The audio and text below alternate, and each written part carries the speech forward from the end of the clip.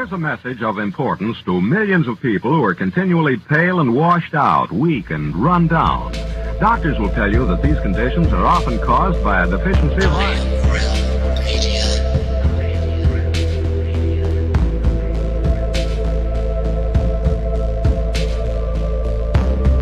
The iron you need to keep you physically fit and mentally alert.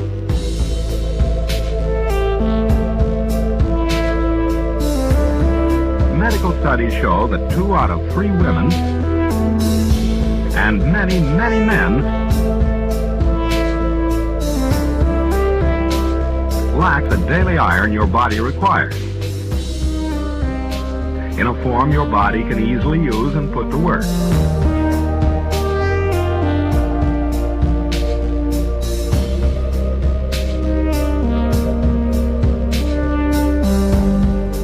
Every dose gives you more than your daily minimum iron requirement. We are awake, we are awake, we are not alone. We are striving for more. So if you're not getting the iron your body needs,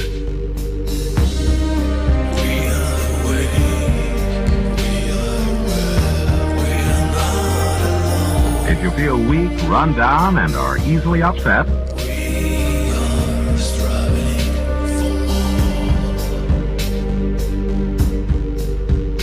start taking iron today.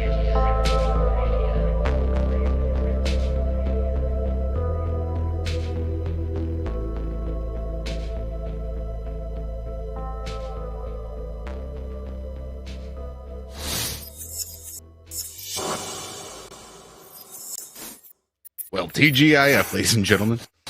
I'm still getting used to punching on my buttons and running OBS while Adam's on vacation. But thank God it's Friday. My name is Josh Corey, and you're listening to Iron Rail Media's Have No Sphere. We have got another information-packed show for you today. Let's jump right in. Well, we were talking last week with James True, and what a effing conversation that was. That was awesome. But it got to thinking about, what it takes to live for an extended period of time on a flat and level plane. Right? How can we be good stewards of this land that we've been given, that we've been issued? We need to be able to live here sustainably. We need to be able to provide for ourselves without relying on some entity trying to impose their will over us in hopes that they can dole out a few breadcrumbs and we'll be appreciative. Right? We need to be able to take charge of our own life. Right? Be, dare I say, sovereign. But in order to do that, it's going to take a little bit of work, and it's going to take a little bit of rethinking the way that we've been doing things.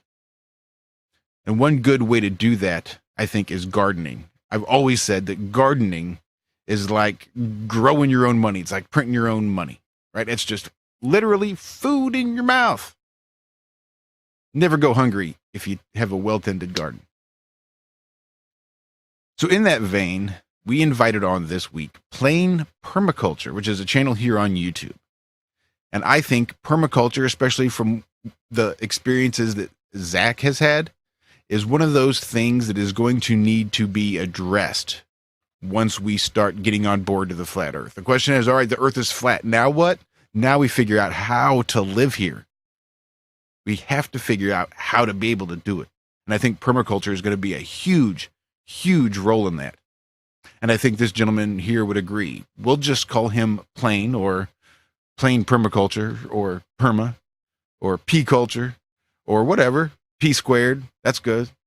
But Plain Permaculture, thanks so much for joining us this week. Sorry it took you so long to get started and get us get rolling and get you introduced, but we are awfully glad you're here with us this week. Hey, thanks. That was an amazing introduction. I think you pretty much said everything, and now we can all start doing it. Welcome, Plain. Glad you on board. Yes, thanks for having me on. I'm not really in my sanctuary, so it's going to be a little awkward for me, but I will do my best. Well, there's zero pressure.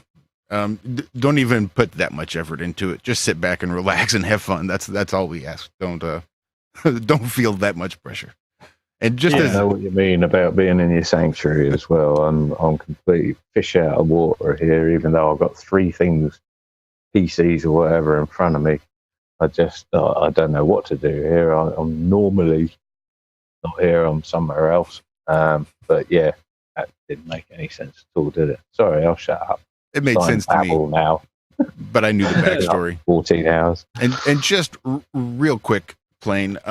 I know how much you enjoyed last week's show, and Adam thought it might be a good idea, since I think James would get a really big thrill out of your presentation and the things that you're going to have to talk about tonight. That he thought we might try to get James to come back and sit in with us so he could catch it and contribute and add, and you guys can start bouncing some ideas off each other, because I know that there's a real synergy from what we were talking about on Wednesday, I think, between the way you think and the way James thinks. And I think there's going to be some really good brainstorming going on here tonight. So I just wanted to give everybody a quick welcome back to James True. James, thanks for popping in real quick. We do appreciate it. Well, thanks for the invite. I'm looking forward to hearing more about it. I'm glad to be here. Yeah, I think it's going to be exciting. All right, Plain Permaculture. Sorry, didn't mean to step on you again. Now, welcome. That's cool. Yeah. Hey, James. It was a great show last week. I don't know where to start, but I have a quote. Maybe I'll start there. It goes, "Dogs don't lie, and why should I? Strangers come, they growl and bark. They know their loved ones in the dark. Now let me, by night or day, be just as full of truth as they." That is awesome. I dig that. Oh, I love that. Yeah, love that. One of the things that's really important, I think, is diet. Being able to put good in so that you can put good out. And one of the best ways to do that is to take in as little GMOs as possible, right? You want to be able to make sure the fruits and veggies that you're taking in are going to be of the highest quality that you can get. And at this day and age, sadly, for the value, the best way to do that is to grow your own. And if you can figure out how to grow your own and really produce to make the very most out of whatever land that you have on which to grow, and actually begin to produce and become self-sufficient that way you know you're bringing good in so that you can put good out. And that's one of the reasons we wanted to get Plain Permaculture on today, was so he can talk about that, because this is something that he has studied. This is something that he lives. And I wanted to get on so he could talk and share some of this knowledge, because I think it really needs to get out there. I think this is going to be one of the things that people need to start to practice once they realize that they have to be good stewards of this land. Yeah. So food is basically the same thing as medicine. I mean, anything you put in your body affects you. And like they say, what you eat is what you are, or what you become, maybe. But medicine really works the best if it works with your body and if you have a relationship with it. So if you put energy into the living thing as you're growing it, and you build this relationship, when you come to harvest it and you ingest it, it's essentially, it already is you. You've already become one with it, kind of. And if you can't grow your own, like you're talking about diet and stuff, if you can't grow your own, then you want to find somebody who is, and you have an energetic exchange with them.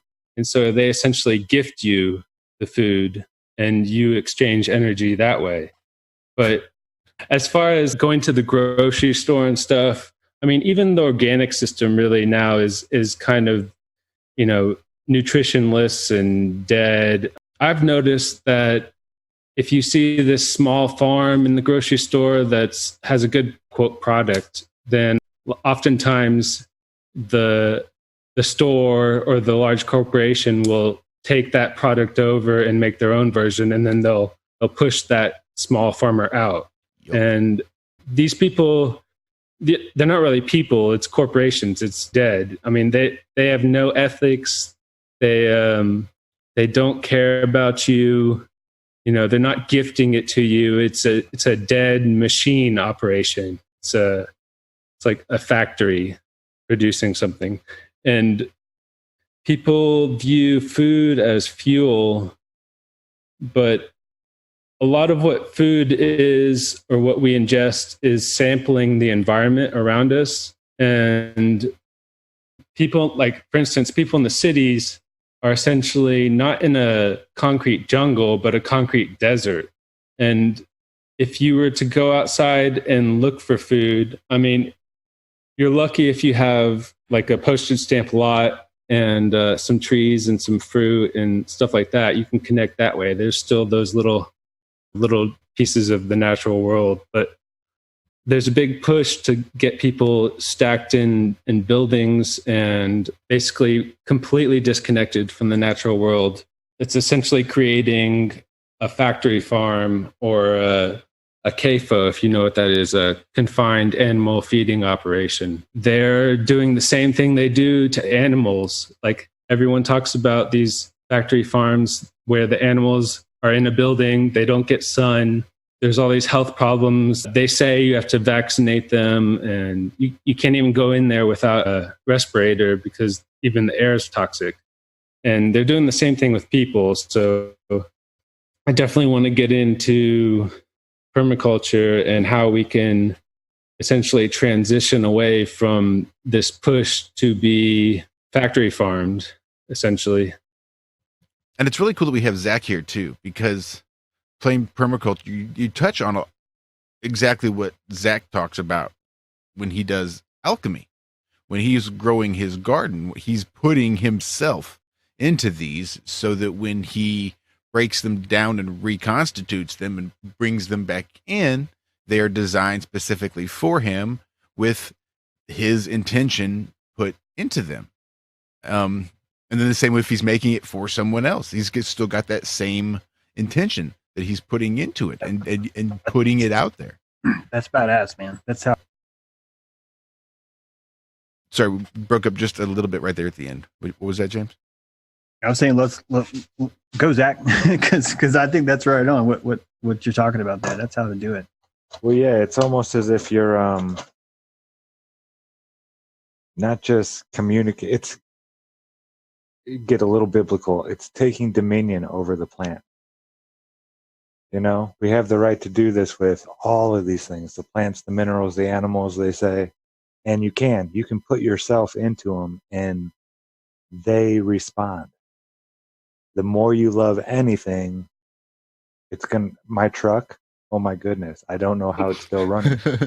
You know, it's almost 275,000 miles now. Been across the country a couple of times. Adam McKenzie it shouldn't have made it. There's no way. But my love held all those bolts together and all kinds of stuff. You know, me thanking it every time we'd get in the road and start heading down the road. Thank you, baby, for another, you know. Yeah, even objects have an energy sort of embodiment.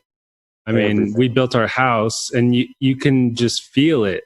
You know, there's a sort of, I don't know how to describe it, like an energy it has. It very much synergizes with your energy, especially if you build it. But I was going to say an example of plants sort of giving back to you is when you take fruit or maybe leaves or something, a lot of times it'll produce more because it recognizes that it's connecting with something and gifting it, that's its energy to you. So I don't know where people want to start. I can kind of just briefly define permaculture.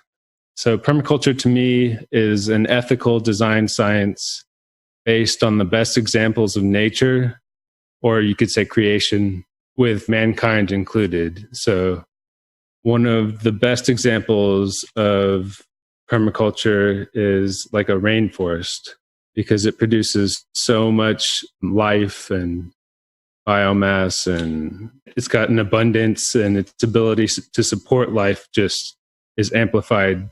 But permaculture is basically like it's a timeless sort of innate collection of knowledge and applications and techniques.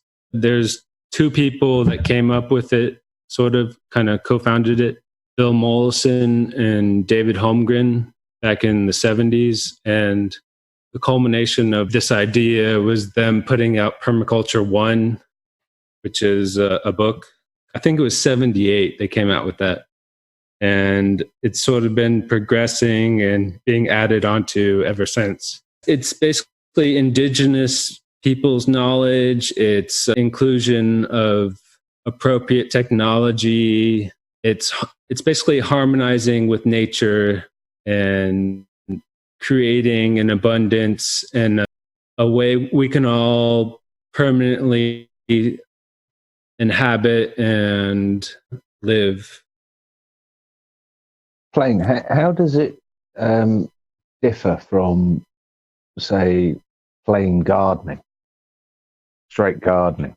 Well, gardening would be included within permaculture, but permaculture is very much a holistic. So it really considers everything besides gardening. So it would be like, let's see, like the efficiency of your home, of course, the garden, and then how your system that you set up connects to the community and the wider world. So it's more like it would be more like a way of life rather than, you don't want to do gardening, you want to do permaculture. It's not, you're comparing apples and oranges there. It's permaculture is not just the gardening side of things, although that's a huge part of it. But is that right? It's like a holistic overview of your entire bubble. Yeah, I mean, it's a design science, so it's more like a tool, but it's really like a lens or a way of thinking about and interacting with the world. So if you had like the perfect garden that was designed by a permaculturist, if that's a word, but you had a house that was built of, I don't know, glass or something, or it just, consumed 100 kilowatts a day in electricity or something, that it wasn't producing itself. I mean, that would be sort of half permaculture-ish. Yeah, I mean, I'm sure people could break it down in all different ways, but in that case, you'd really want to think about your house and how you can improve it, or I don't know. In that case, you might want to knock it down and build an actual house or reuse the materials. I mean, you're driving conscious thinking. You're driving a 7-liter, pickup just for the hell of it, or you work for an oil company. None of that sort of fits into the holistic side of the. What I'm trying to get at is the definition of permaculture. Really, I hear it all the time, and I semi get it. But this is how I'm sort of rationalizing it: is that it's more of a state of mind, of a way of living, rather than just. I mean, when I originally thought of permaculture, I thought of gardening. And that's why I was asking what the difference between the two different sort of things were. Yeah. It incorporates all of living, basically. And if you're not, if you're living very unnaturally or unconsciously, I mean, you're just naturally not going to be doing things that are very sustainable or beyond sustainable. So it's very much about getting to the point or having the goal of thriving, not just surviving, and creating an abundance you can share and interact with. I've just looked up the definition area. It says the development of agricultural ecosystems intended to be sustainable and self-sufficient. And you use your first analogy in terms of the rainforest. That seems quite sensible and can't see a problem with it. When you try to individualize it as one man against the system, it seems an uphill challenge. And from what the reason I asked James, it seems to me that it's something that we could do on our own if we wouldn't live in the woods. But reality, it's something that's intended for a new way of building a community, to me, not just for one individual to adopt, but for communities to adopt. Because way it is sustainable, very difficult for any one individual to achieve that level of sustainability. But as a community, we're all contributing certain different aspects. That would seem a much more realistic way of achieving a permaculture. Yeah, it's very much about connections, and instead of competition, it's more about cooperation. So it definitely is about integrating with your local surroundings and your community and synchronizing with the natural world as much as possible. Would you say it's on par or on parallel lines with voluntarism? What is voluntarism again? Well, where no one governs anyone else, basically, where you don't have a government. Well, Like anarchy? Everything is. well, no, you can have a government with voluntarism, right? Right, sure. That's right. Yeah, because government could be the tapestry of agreements. Mhm. Right now, it's the tapestry of mob rule. That's right. And monopoly of violence. Of course, that too.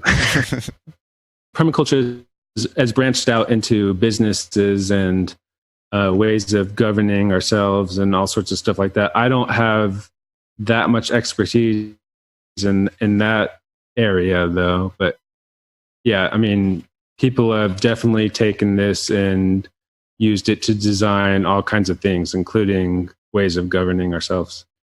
Well, in the description, I found a quote about permaculture that I really liked that came from just the front page. They're on permacultureprinciples.com. And I just thought it was really good. It says, permaculture is a creative design process based on a whole system's thinking informed by ethics and design principles.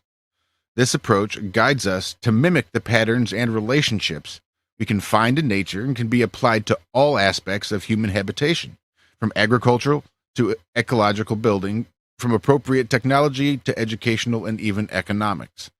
By adopting the ethics and applying these principles in our daily life, we can make the transition from being dependent consumers to becoming responsible producers. This journey builds skills and resilience at home and in our local communities that will help us prepare for an uncertain future with less available energy.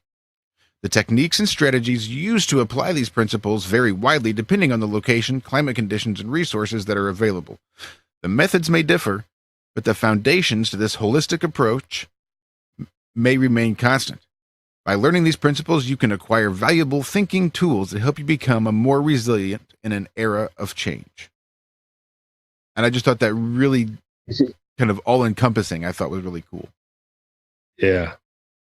I'm just wondering, is it me or does that sound like it was written by the UN Agenda 21? I think it's been co-opted. I honestly think it's been co-opted.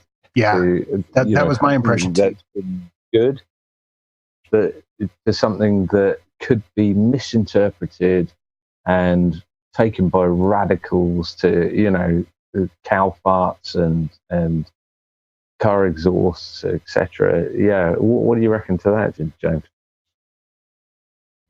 Yeah, that's what I heard for sure. But you guys, I don't know if you guys know this or not, but I believe that oil is abiogenic.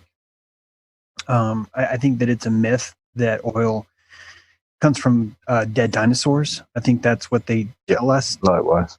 Install constriction.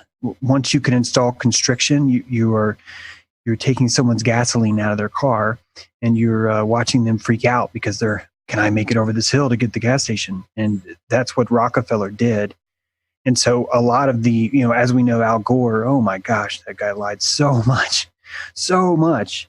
And it pays to lie. It pays to create constriction.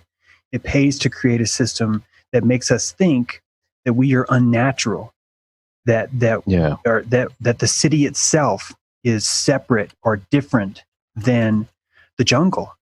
The city is a living being. It is a living, breathing, sentient forest. It's just made out of concrete. It's made out of energy. It's made out of our angst. It's made out of our desire for hard things.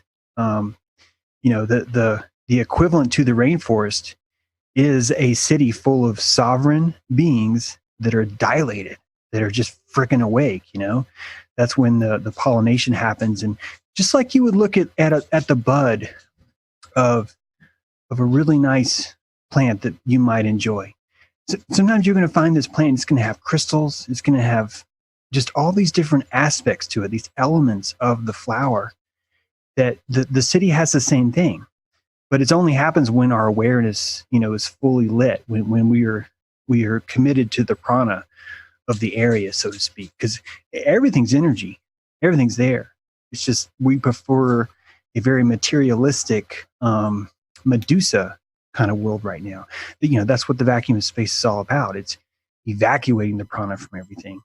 So as far as like the UN stuff and things like that, permaculture was never intended to be taught by anybody but the people. So, UN talks about sustainable and all that stuff, but they're really talking about sustaining their rule over everybody. And as we awaken and people move away from the system's gonna kind of mimic a lot of those things and try to suck you back in and say, oh no, I'm actually good. And people are trying to get permaculture in colleges and organizations like that, but it was always intended as a for the people, by the people sort of tool. So yeah, that's exactly how I see it as well. I mean, if you look at the book, I've got a book in front of me by John Seymour called, Self-Sufficiency. And then that was, I don't know when that was published, but then it suddenly morphed and globalized into sustainability, which is why I've always kept hold of the word self-sufficiency, which is, looking after yourself. I just see this whole area being hugely open to co-opting by entities like the UN, etc., trying to sell it to the Green Brigade, and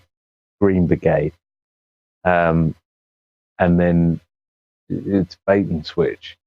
The next thing, they'll shoot you for smoking tobacco.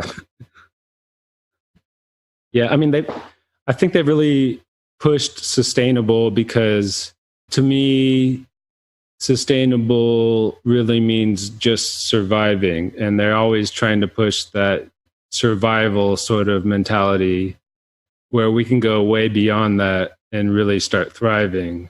And you see people like preppers and all that, like they'll prepare for a situation where they essentially have to survive without what I call the unnatural system. And they're really putting themselves in a mental state or a mindset of protecting that system, whereas they should be transitioning away from it and just living the way that they need to survive and move past survival into thriving. That's absolutely right. I couldn't have said it better. It's you've gone from self-sufficiency to the UN version of it. It's I've completely lost my train of thought there. Well, I think there's some obvious overlap, of course. I think in this UN Agenda 21, what is it, 2030, whatever the fuck they're calling it these days. And this idea of permaculture, I'm sure that there is some overlap. I'm sure that those globalists can look at this idea of permaculture and think, wow, I could really work this into a smart city. We could really grow some food in a smart city. I could really recruit a bunch of workers to work on a permaculture farm in a smart city. I'm sure it could be done that way. Absolutely. But it could also be done on the basis, all I have is 10 acres. So I'm going to try to build, 5 tiny houses and get 5 people. And we're going to try to. That's what I just remembered I was going to say. That's gone again. Almost. So close. You can take. I'm kidding. I was just saying that they're literally, with the sustainability stuff, they're literally bringing us to a point where we can just survive. Literally just survive. We're ill. We're malnourished. We're weak. We're malformed, whereas self-sufficiency brings us to the place where we can actually not just survive, we can thrive and make a real difference. But yeah, their whole point, I see, is keeping us to the point where we're just barely alive, i.e. we're sustainable. Yeah. I mean, you can take parts of permaculture and apply it for a smart city or whatever like that, but it's really not permaculture, because permaculture, one of the things in permaculture is you have 3 ethics you're kind of following. And the first one is care of earth, the second one is care of people, and the third is kind of care of future or return of surplus to the first 2. So in that case, I don't think in a lot of ways you wouldn't be taking care of earth or the people in something like that. Permaculture really is an emphasis on living systems. And I hear a lot of people kind of saying, oh, well, there's we can create technology where we have endless electricity and we can do all kinds of things with electronic technology. But I think a lot of those people don't have a natural perspective, and they don't have the other side where you would probably realize that you don't need those things to actually live, and you're actually better off without them. But can I ask who is it that makes the decision? There's this hierarchy of Earth, humans, etc. Who is it that makes the decision between what is good for the Earth? I mean, sort of, for the benefit of everyone, as opposed to what is good for humans. This is where I see the fanatic side of it coming in, because that can be taken control of by anyone.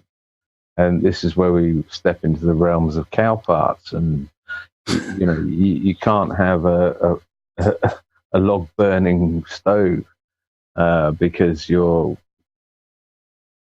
killing the earth or whatever. Because you're cancer. Because your life is cancer. And that's why there's the step 1, it said, was Earth. Earth is top.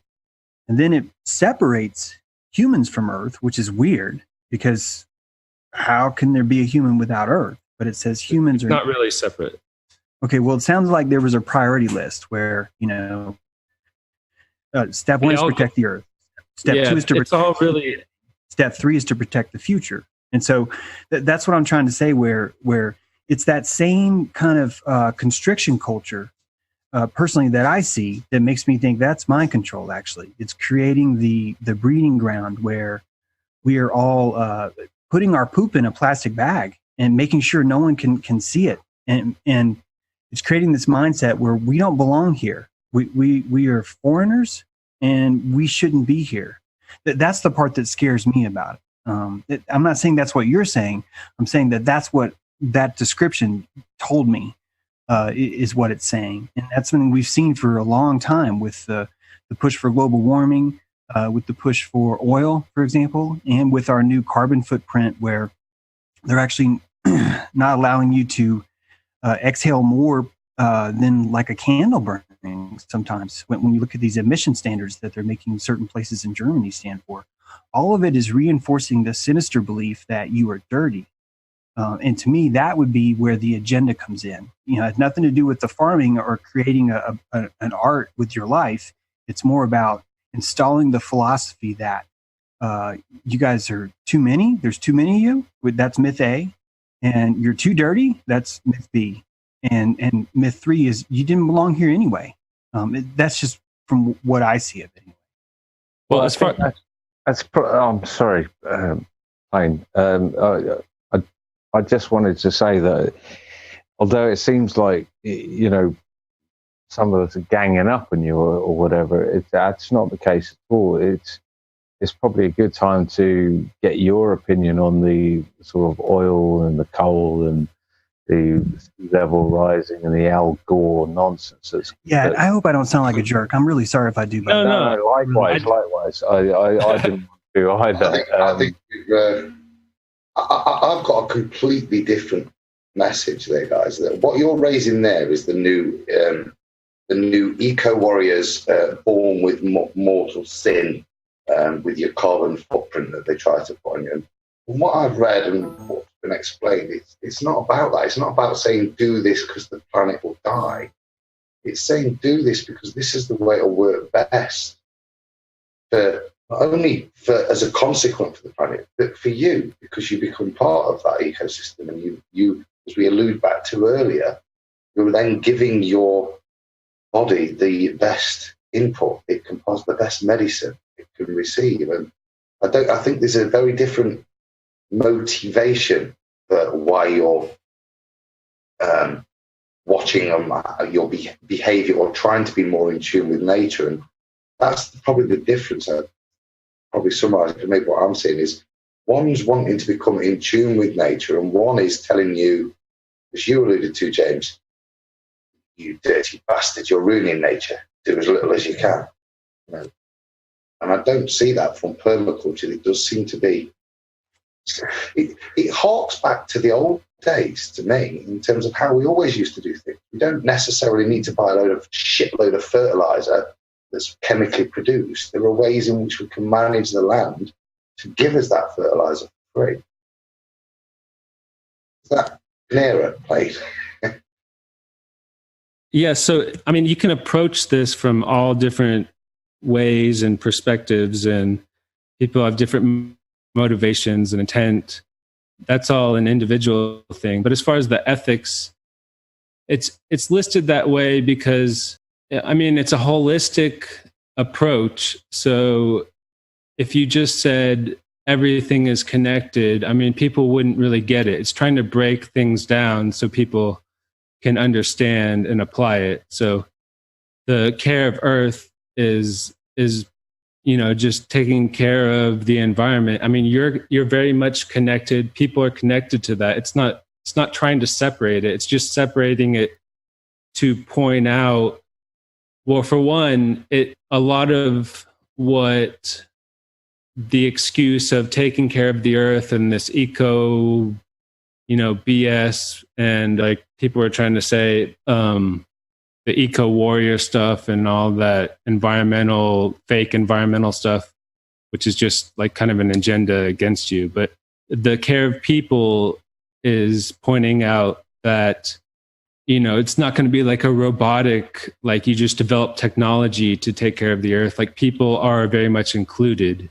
So it's experiential based knowledge. So this stuff has been proven time after time the two guys who came up with this really studied indigenous cultures and native people and like Aboriginals in Australia, for example. And, you know, it's just putting together what actually works to thrive and live in this realm we're in. So it's, I mean, if I can clarify anything else as far as my perspective of it, and I've seen people bring things into it that I don't agree with, like global warming and like planet stuff, obviously, and all sorts of things. But at its main frame, at its core, it really is bringing back common senses and ways of approaching living, using techniques and other things to create, you know, a world where you would want to, you know, you'd actually want to really live in it, instead of like this place a lot of people find themselves where you're just complaining and you think there's something better. Well, there is something better, and it's simply just connecting to the natural system we truly live in. I think this is a lot of the problem, though, is that it is so open to interpretation. You know, asking for a definition of permaculture is quite difficult. I mean, I understand that you've got sincere motivations behind you, what you're saying. Well, John, it's really, I hear what you're saying, but it's like you're saying, well, what's a garden? And I can tell you what a garden is, because if I'm growing a garden, but it's not going to do you much good in your climate, in your conditions, on your specific plot of land, with your specific resources. Your garden is going to look a lot different than my garden is going to look. So it's just a sort of a base principle. So it's, I mean, it's really just I don't know. Yeah, it's a tool to help you create basically whatever you want where you live in whatever climate. I mean, people are doing this stuff in Siberia. People are doing this in, you know, hot tropics. People are greening the desert with this knowledge. So the potential is really endless on how you can apply this. And I mean, have the people like the UN, have they hijacked the word permaculture? Have they started using that word? I don't know. I mean, there's even probably some larger people within the permaculture world that are trying to use the resources of the UN. And the UN, I'm sure the UN does some positive things. They got to point to some things to say they're doing something positive. But the UN, I mean, I don't really pay attention to the UN, so I don't really know how involved they are with permaculture. Well, it's things like the UN. I mean, this is, you know, if you look into your kids' curriculum in school, you'll find that it's coming from the UN. If you look into the pharmaceutical directives, you'll find out it's coming from the UN. Almost everything and every country that is signed up to the UN is being dictated to, whether they let you know or not, by the UN. So it's a front to keep your eye on, for sure, because I'll tell you now, they are co-opting this. They are this sustainability and the green footprints and the carbon. Oh yeah, but it's up to you to listen to them or not, though. I mean, we're the ones powering that system. That's exactly what I'm saying, is that at the moment, this permaculture thing is a sort of personal, what you believe permaculture to be. It's like anarchy. It's like what you believe anarchy to be.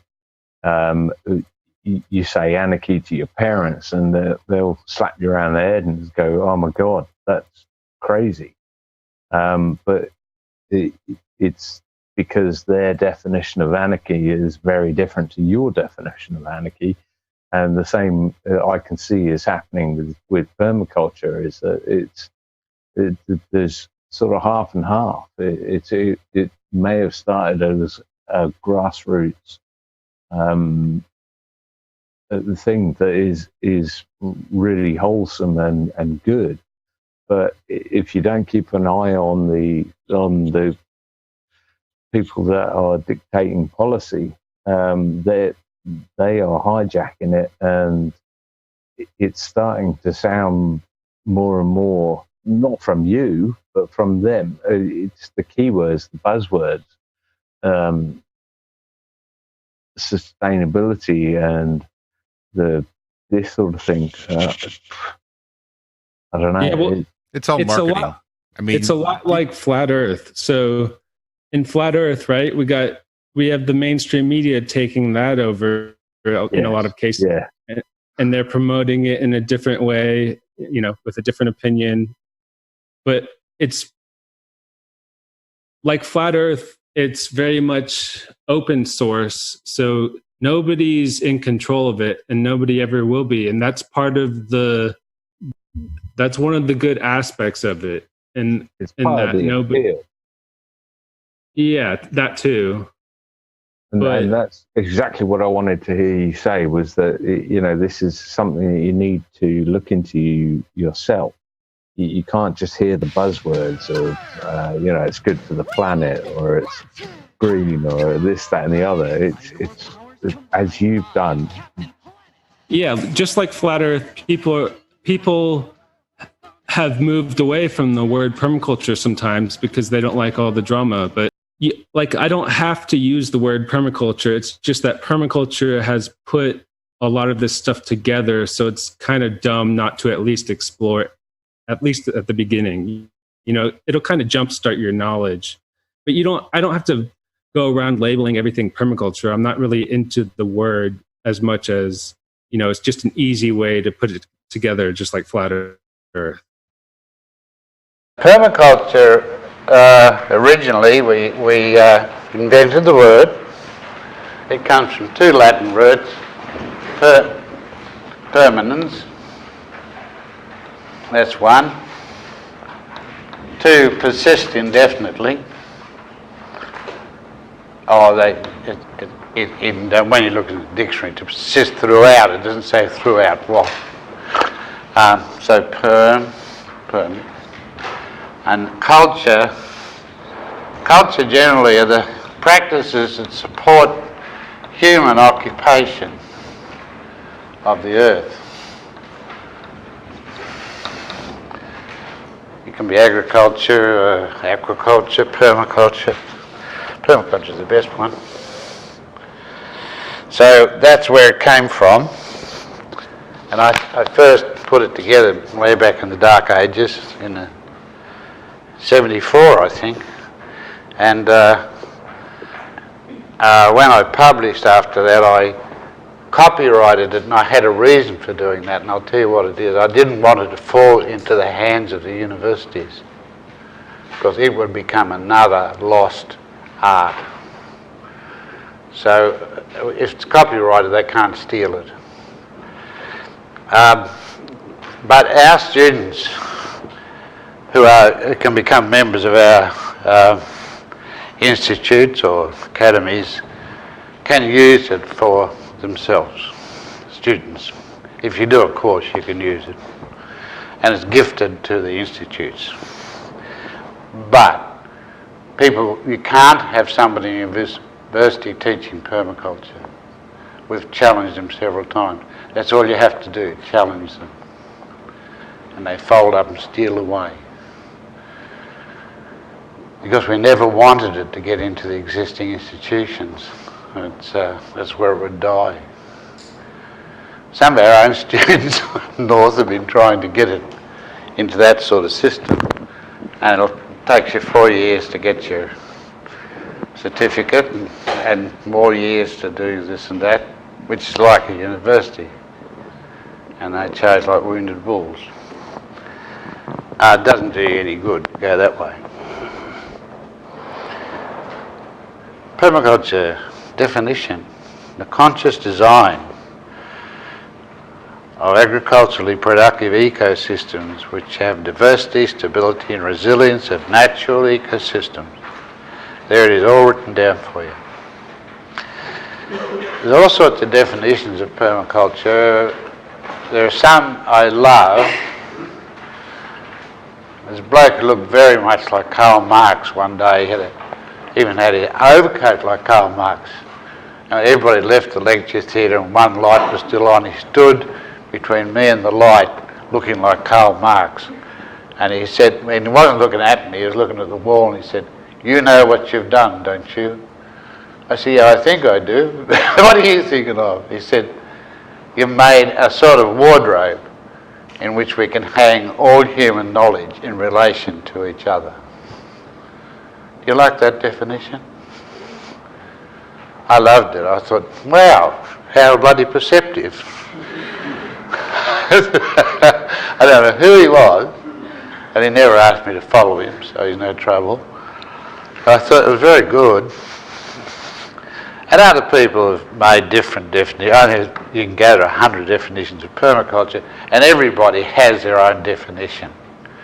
I gave a hippie lady a ride home once. She lived in a commune not far from my farm. She said, "I see you've finished with permaculture." I said, "Oh, how do you see that?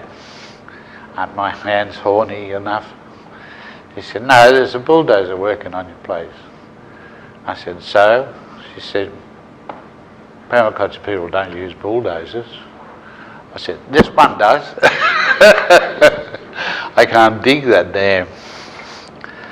And we know that dams last 1,000 to 5,000 years if they're well built, and they go on providing reliable water for all that time.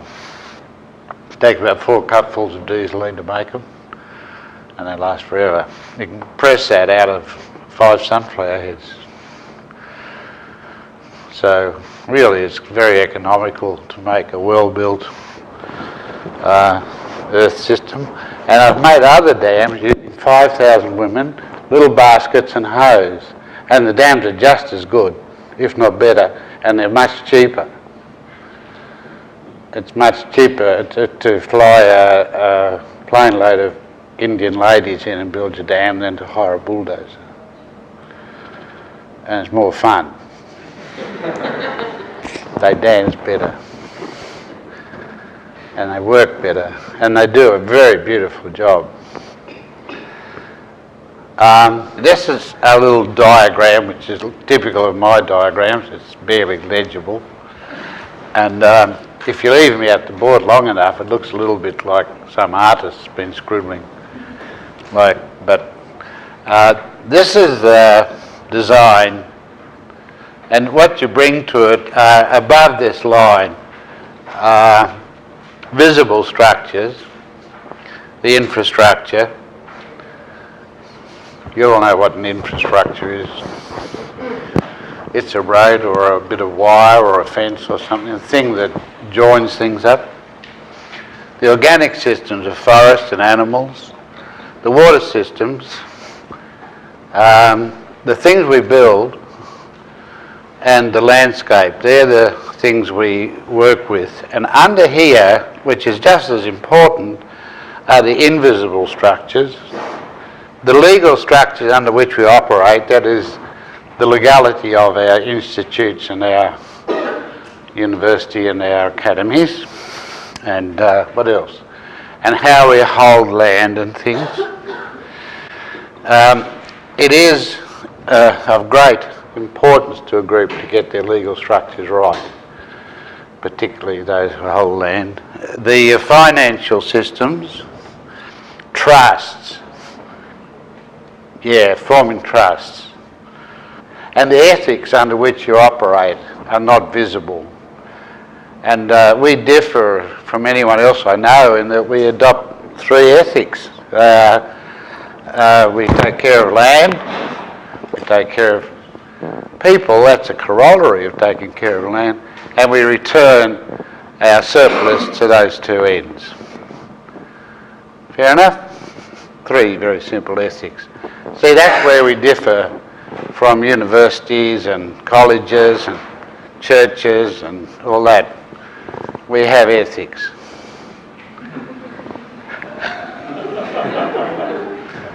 And there's nothing here about, sodomising anybody. So we think we're morally better than the rest of those bastards. But if you put this down, this is what permaculture is. It's very hard to explain to people what it is. And it's the application of common sense design to a place and people in it, and it involves all this, the visible and the invisible structures. We'll deal with how you design them all as the courses about that. In Australia there are 4 permaculture institutes. Our own, which has been chugging along since '78. I think, who was next? West Australian one, I think. West Australia has an institute, and Jeff set up a research institute a few years back. Yeah. And we have another one in New Zealand. So you've got our long-term institutes, all of whom have been very, very busy. And we are self-certifying as well. Some of our groups in Brazil studied all the certification that the organic people put out, put them all together, adopted them, and now they are certifying each other, which saves them many thousands of dollars. So we're getting self-referencing pretty well, aren't we? We can give other people what is that word? Credibility. But we don't often like to give it to universities because we don't believe they are credible. Well, we believe they are not credible. We're the world's largest aid agency. We have more projects and more people and more experience than any other aid agency. We don't cost anybody money. And we work in hundreds of countries. We work in the tough areas where we don't seem to see any tourists or anybody from universities. We do have very high credibility, and we've saved hundreds, perhaps thousands of lives and built very nice systems for people to live in. We need to get our own garden in order. That's the plain truth. We need to be desperately interested in and aware of what's happening around us. Now, in permaculture, we think everything's connected to everything else. Every function is supported by many elements. So when you design, if you're going to heat a house, don't just do it with the wood stove. Do it by heat absorption on the floors, through the windows. Do it by putting solar hot water systems up and running it through concrete. Do it by 10 ways, because it is important that the house is warm enough that you don't perish like you do in Melbourne on wintry nights, and get a nice doona and a warm wife. So every important function you should cover in a lot of ways. The number of ways you can keep comfortably warm are many. Even a nip of brandy does in an emergency, but you get colder afterwards. Every element should serve many functions. Everything we put in place should be good for several things, and normally are. And we design for function. I'll tell you a story about Melbourne now. I love telling stories. When I started, I first came over here, I don't know when, say 77, somewhere there. And there was a strong body of landscape architects on deck over here, and more coming along, and there are still more training. And so you really got a lot of landscape architects. But I don't know where they got the architect bit, because really they're into colour and contrast and stuff, you know. They're not into any sort of function. But then they invited me over to talk to them at their annual meeting. And I heard from one of them who works with some architect friends of mine that they'd invited me over to tear me to pieces in front of their wives as an after-dinner entertainment, like sort of Roman. We've got a Christian and we're going to let the lions onto him. So I came into their presence advised of their plans. So you are those landscape architects in Melbourne. Two of you might have been there. And you're all there in your little dicky shirts with your black ties, and your ladies in their long silk gowns and golden hair and pretty ribbons. And they're all looking at me very expectantly. There's nothing women like more than seeing someone torn to pieces. I don't know if you've been to a wrestling match lately, but there they are. They're in the front seats. And every time someone looks like they're being torn to pieces, they start encouraging the person tearing it to pieces, you know. It gets them quite excited, actually. I did a bit of boxing once and I gave it up because the way ladies got me to try and tear my friends to pieces. Yeah. So here they all are, and I'm it. So this is what I did. I got up in front of them, I picked up the mic. I didn't forget the mic. I took my wristwatch off and I put it there. And I said, is anybody here involved in functional design? Then I did an awful thing. I waited for 5 minutes. I said, okay, now we've established to know bugger all about functional design. I'm here to talk to you about that. And they didn't make a peep. And you could see that the women all had their forks and they're sticking it into their husbands. Tearing to pieces, go on. You got them. You know, I advise you to take that approach to people who come to tear you to pieces. The moment you take the wristwatch off and put it down, you've got them really. And the next time I did it was in America, and it was the first meeting of sustainable system academics. And they were all profs. And the best grant I heard about there, one had $6 million grant, but many had the millions of dollars. And they were all in this long room around this table, and they each had a secretary with them. And they invited me along because I was running a course up the road. And I went in with some of my course members, including one old farmer from Kentucky.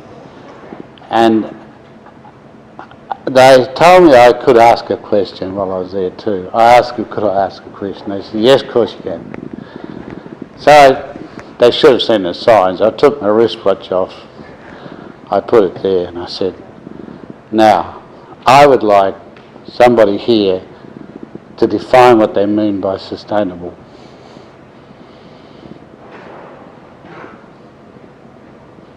And that dreadful 5 minutes passed. And then I said, so now we all know you don't know what you're talking about.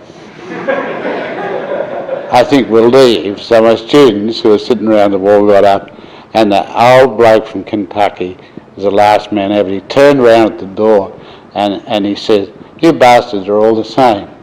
You're always making a one-step solution for a four-step ditch. They don't know what they're doing, and they don't have the answer. So, I can tell you that no landscape architect in Melbourne knows anything about functional design, and no agricultural system in the United States knows one thing about sustainability. Thanks, Bill. You can see he wants to interrupt me. And we're just about out of time, so Good. we're going to go for a break. But yeah, you hear the word sustainable waffled around everywhere today. It's in every aid organisation proposal. There is, I think. And if you ask someone to define sustainable concisely, they usually can't. And they often go on and on for 5 minutes. And that usually means they can't really get their head around what sustainable is. It's really an energy audit. If a system's sustainable, it produces more energy than it consumes.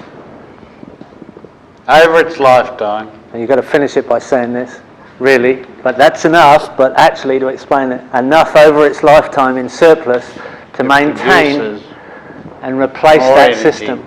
Than it took to build it and maintain it. You can say it in 2 sentences, or a big sentence with a comma in the middle. That's it. After that, get on with it. And you'll find that you'll have to work with real-time energy budgets, which involve the sun, which we'll get onto. Can I interject? I'm going to have to shoot in a minute, but hey, can I just ask one question? That's like discussed a lot. And James has talked about community ways of functioning. How do you envisage, what would be your dream way in which you would bring, I'm going to use the permaculture, into everybody's daily lives, and how that would affect a community? How can you see it functioning as part of a community? Well, the answer always depends. So something that open, I might need some more restrictions or limitations, but How about this? What are you doing? So in my case, my family's moved out of the city because your potential is kind of limited in a small space, like in the suburbs where we were. And we have some land now, and currently what I'm doing is putting in the earthworks and the sort of mainframe design for the system.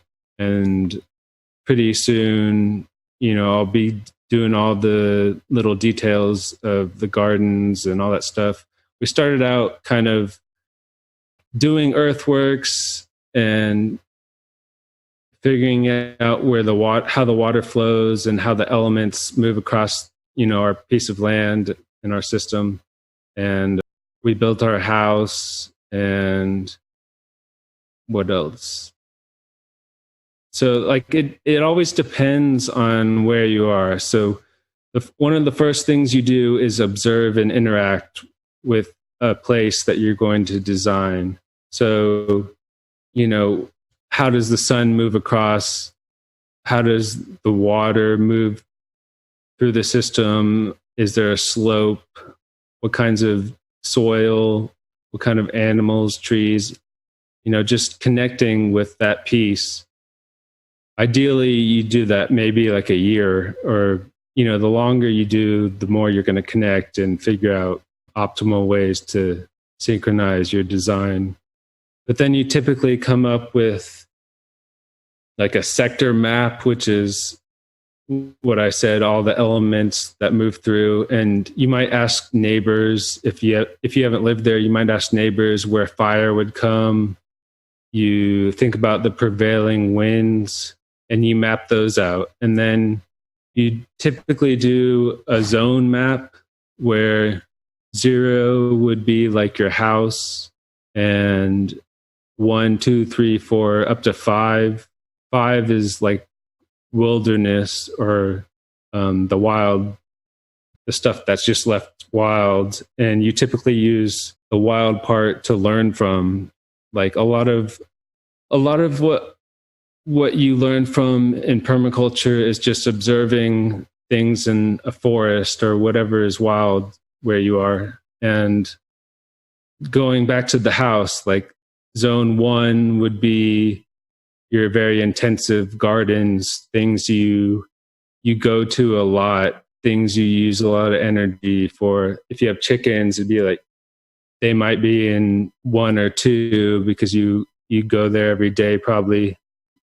And then as you go out, you probably get into more like food forest or forest type gardening and things you don't visit often, things you might just go harvest. And then let's see, after you do that zone map, then you come up with, you'd probably write down your goals, things you want to incorporate in your system. You start with earthworks. So you think about the water. Water is a big thing to think about. And for example, one of the things that's popular in drier places is swales, which is just you dig a ditch on contour so it slows and stops the water, and the dirt that you've dug becomes a mound on the downhill part of the ditch, and you keep that as fluffy as possible. You don't walk on it and compact it, and the water slowly seeps in. It's like subterranean irrigation kind of, and you might do a series of those depending on your slope, depending on how large your property is. You typically want to do as long a swale as possible at the highest point, and then go down from there. There's all sorts of different techniques, but the potential of that is sometimes on a larger piece of property, you'll have water soaking in, and soil is one of the longest lasting things that'll hold water. And you might even sprout up some springs at the bottom of your property. You can then do lots of things with. In our case, we're putting in ponds and things like that. And we have a piece of property that has a lot of forest. So there's a lot of places that I want to work around or work with instead of just making my design. If you can, you harmonize with what's already there as much as possible. What else? Like after you get all this stuff going, you want to, spread the knowledge and even help your neighbors out. And then, like in my case, there's a piece of property above me that I see the potential of helping them, and in turn I would benefit from it, and they actually own the land below, so they would benefit from the whole thing. So it becomes like a exponential sort of benefit. And that is very data intensive, and that's I think that's awesome.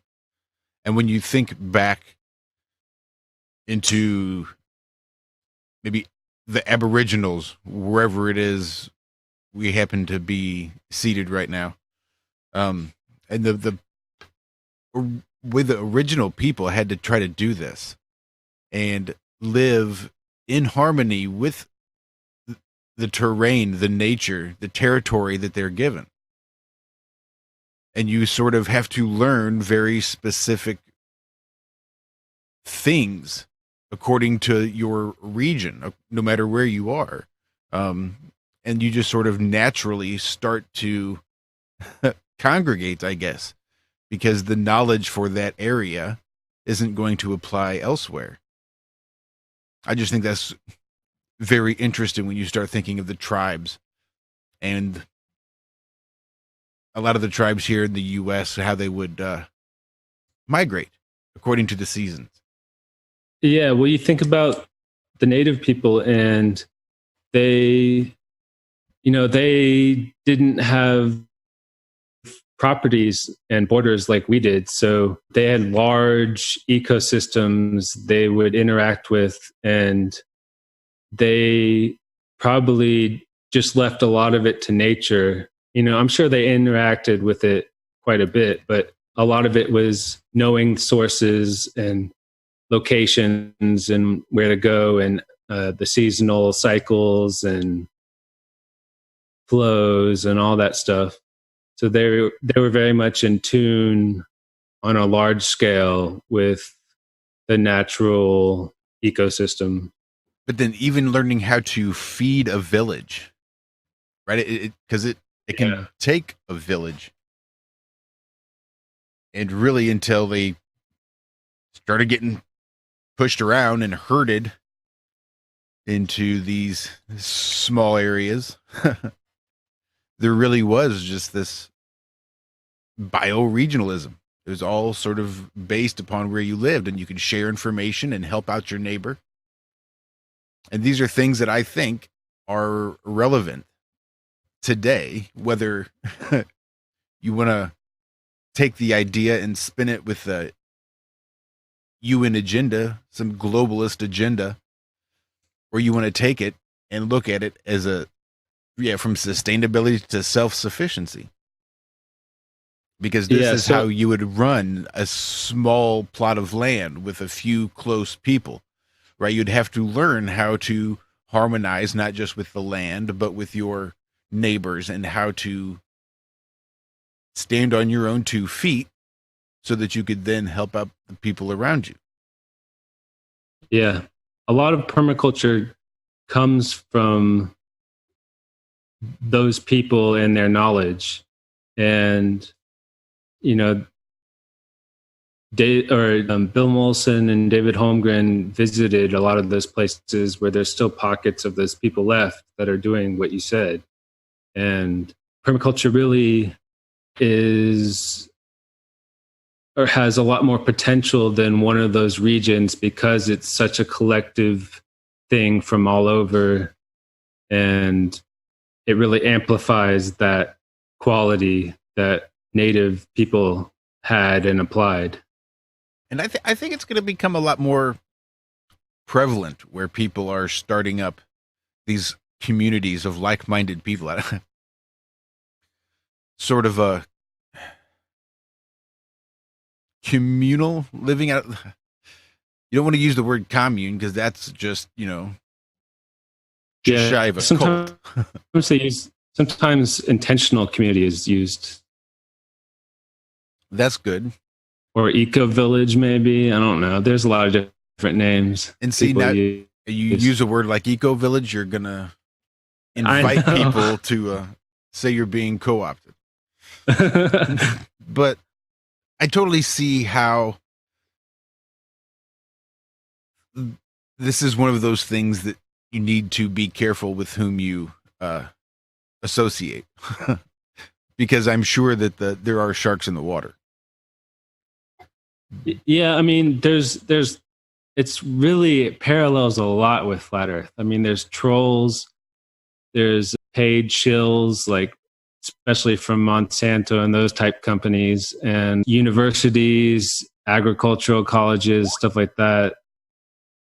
They really don't like people really simplifying this, how to live, and because that's their bread and butter, is making everything complicated, making everything, a lot of it technology driven.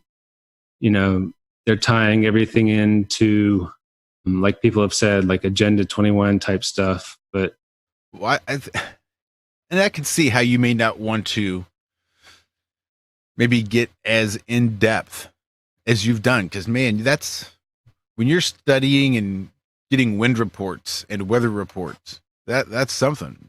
But I really like the idea where you're harnessing the flow of the water on the terrain. You have to study it and make use of it, especially if you're not going to be migrating somewhere else for a few months and coming back later. If you're there to stay, you need to learn how to make use of and fit in with your surroundings.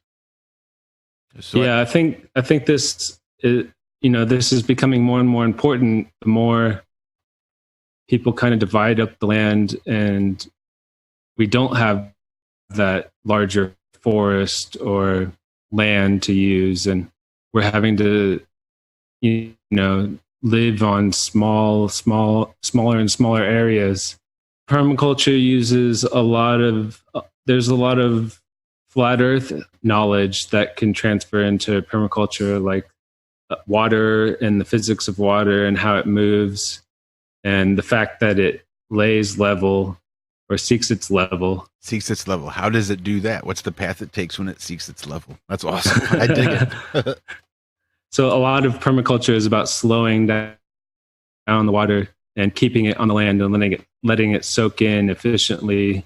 And it's a lot about water.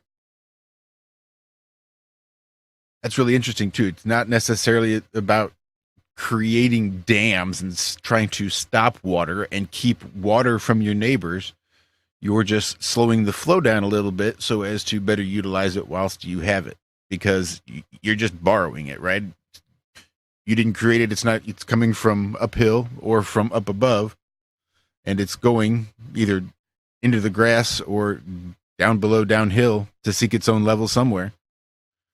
Yeah. So if you make dams appropriately, it actually increases the hydration of the surrounding lands. It doesn't, just hold it like a Hoover Dam or something. Right. That's not to say that dams aren't beneficial.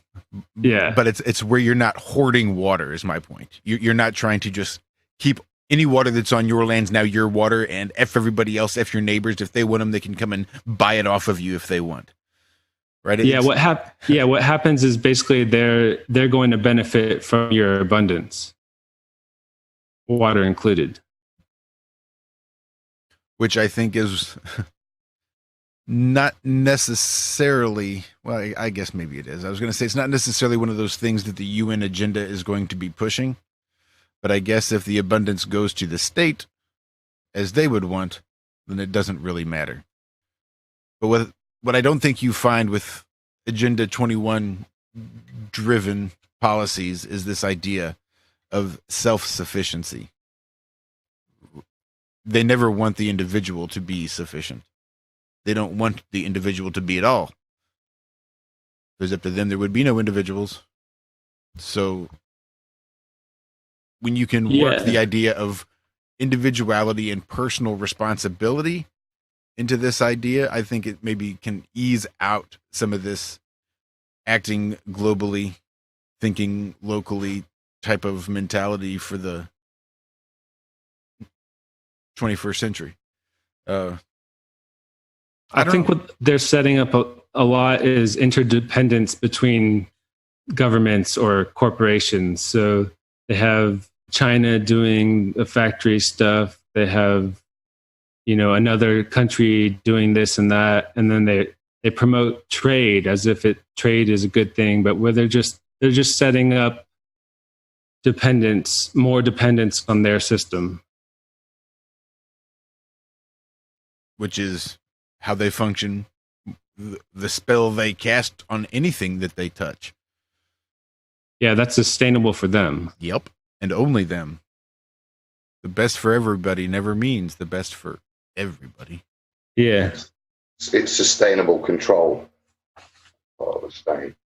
Yeah. Guys, I'm going to have to do one. I said I've got an early start in the morning. Plain, it's been a pleasure chatting with you, dude. James, yeah, nice to chat with you. Take care, guys. Love you, Adam. James, I'll catch you around soon, mate. And boys, I'll see you all in the week. All right, Ed, sleep well. Have a great rest of your weekend. Enjoy your vacation. Enjoy the weekend. Cheers, guys. I'm definitely going to hang up, but I'll be jumping in on the YouTube. Night, guys. Love you all. Take it easy. Love you too. Sleep well. So, playing permaculture, tell me, what's this video you're about to show us? Okay, so the first 30 minutes was an animation of a book called The Man Who Planted Trees. And I recommend it if people want to, after this, watch it or get the book. It's a really good book, and it's pretty inspiring, and I think it's fictional, but it tells you a lot about what just one person could do. And there's a guy who lives in India. Well, it'll explain it, but he's basically doing the real version of what the book talks about. So this is essentially our potential when you apply things like permaculture to problems like desertification. So let me play it.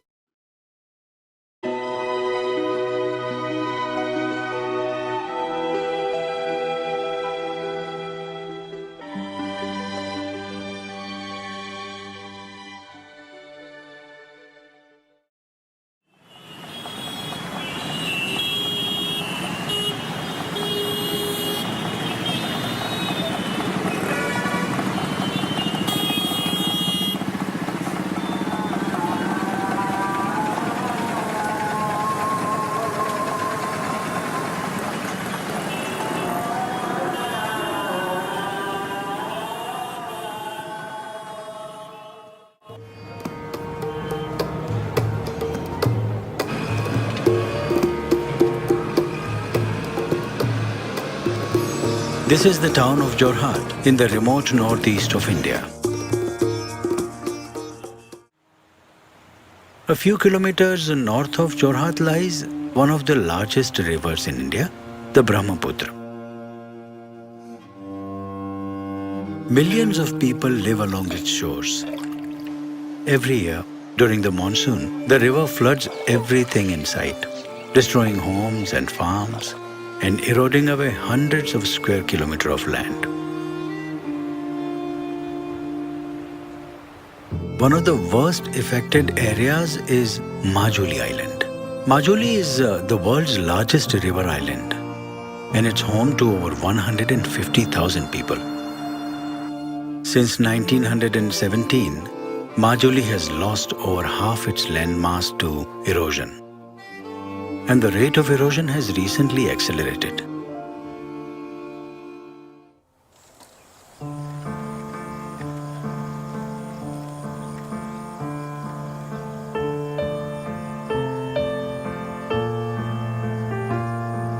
This is Majuli Island. To me, Majuli is heaven. Scientists recently announced that in 15-20 years, Majuli Island could be completely gone.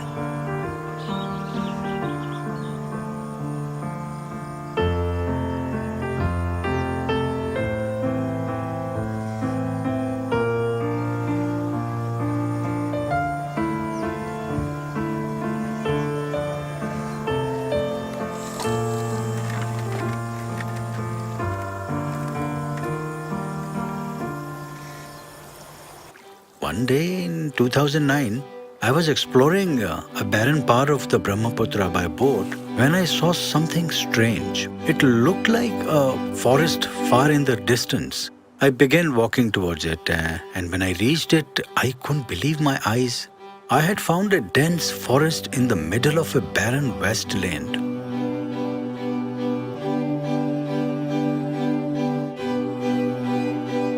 When I left the forest, I saw a man far in the distance, so I began following him.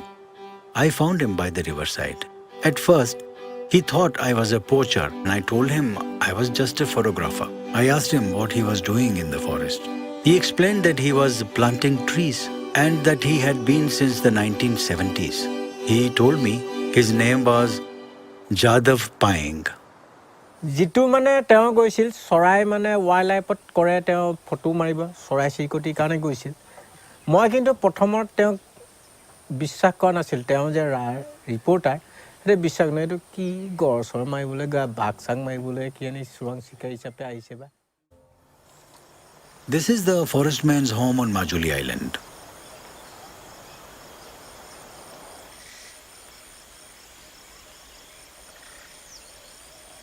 Every morning, the forest man's family helps him prepare for his journey to the forest.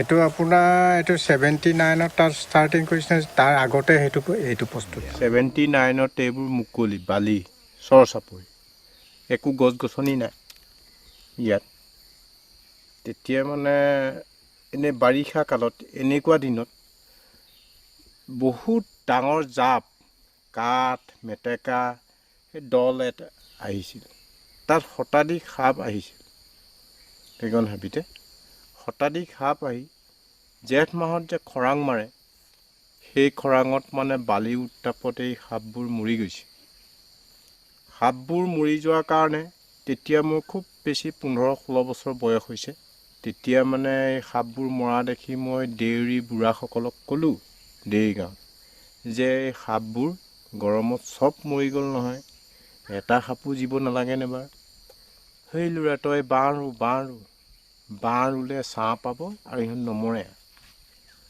সেইদৰে মানে প্ৰথম বাঁহে আৰম্ভ কৰিছোঁ বাঁহ আৰম্ভ কৰি শিমলু গছ তাহাঁতৰ তাৰ পৰা দিওঁ গাঁৱৰ পৰা আনো আৰু বাঁহ গছ এনেকৈ সেইদৰে ৰুই মানে এখন গছ গছনি হোৱা দেখি চৰাই চিৰিকটিবোৰ আহিছে আৰু জংঘল হৈছে হাতী গড় হৰিণ বাঘ আৰু নানান চৰাই চিৰিকটি সেইবোৰ আছে 2008 চনত হাতীজুম আহিল এতিয়া মানুহে এনেই সৰ্বসাধাৰণতে হাতীজুম ক'ত থাকে বোলে ৰাইজে তাৰ নাম ক'লে মোৰ মূলাই কাঠনিত আছে সেইদৰে মানে ৰাইজে নামটো দিছে মানুহে সৃষ্টি এজোপা গছ ৰুলে বহু গছ হ'ব পাৰে তাৰ গুটিবোৰ য'তে ত'তে সিঁচৰিত বতাহত গ'লে খালি গুটি লাগিব দিব লাগে তাক কাটিব নালাগে গছ গছনিটো প্ৰত্যেকজন ব্যক্তিয়ে ভাল পাব লাগে আৰু নিজৰ ল'ৰা ছোৱালী গোটেই তুলি তালি ডাঙৰ দীঘল কৰিব এইটো যে 550 হেক্টৰ যে আছে বুলি কৈছোঁ এইটো গছ গছনিয়ে পৰিপূৰ্ণ এইবিলাক সেইকাৰণে আপুনি কৰিছে মই কৰিছোঁ এতিয়া মানে আগত যদি অলপমান দেৰিতে লৈছিল এতিয়া ফটাফট কৰিব পৰা ব্যৱস্থাটো আছে ইয়াত যিটো গুটি সংগটো ইয়াৰ পৰাই ল'ব পাৰি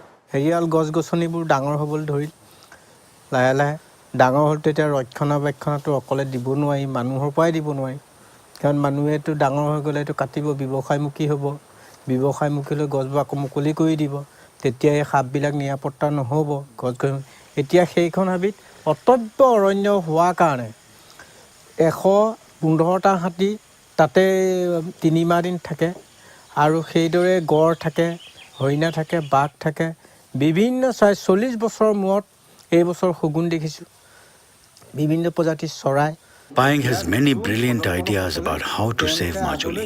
He tells everyone his ideas, but so far no one has adopted them.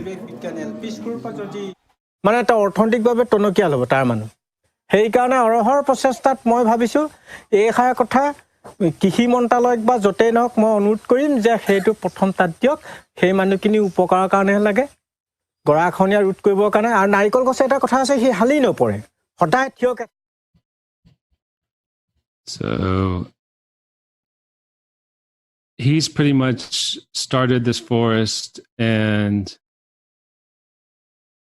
over time it's developed to where it supports itself and it grows it's on its own and it seeds itself but he's still expanding the forest on the outer parts and there's a guy in Africa who is regreening the desert with a technique called ZAI.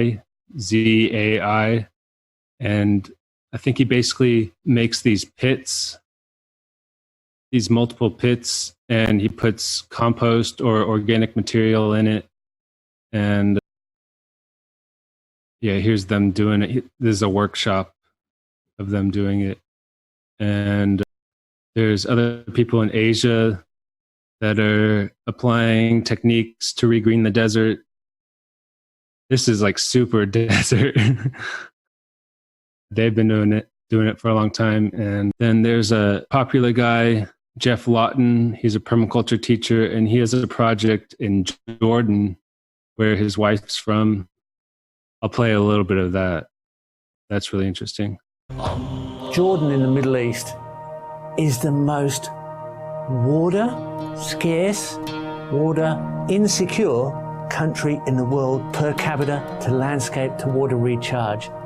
I've been working in Jordan since 1999. It's been quite a journey. We've been on the ground in the most hostile environments.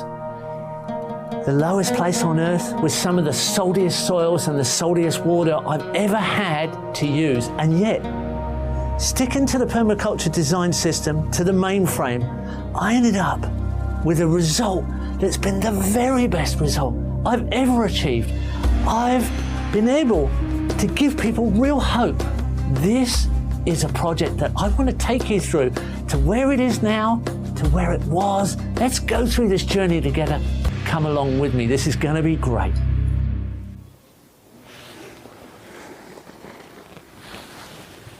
Well, there you go. That says it all. It's pretty lifeless, dead soil, a lot of dust blown in over millennia, lower soil. And this is where we started. And we've ended up in a kind of desert permaculture oasis. We brought this to life. And it all started out there in the agricultural country on better land. But we proved a point. 3 years of working on the Greening the Desert 1 project with some reasonable funding. And then we lost access to the land. And all that effort kind of felt like it went to waste. But the reputation continued, and we decided we'd purchase some land. We couldn't get the same sort of land, so we're on rough land now. It's rougher than where we started, but we knew we could do it. So we purchased this land here in the Greening the Desert 2 project on a westerly slope, facing the hot afternoon sun, setting right now over Palestine. And we handed the project over to the local permaculture NGO that we created. And there we continue to work. It's been a hard slog, but we're there. We've got an oasis, a food forest, a desert food forest. We've got an education centre. We've got people coming here to learn.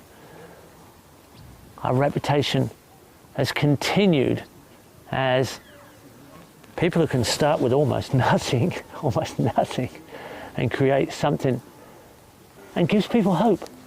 People have hope. If you can do it here, you can do it anywhere. And that makes it all worthwhile.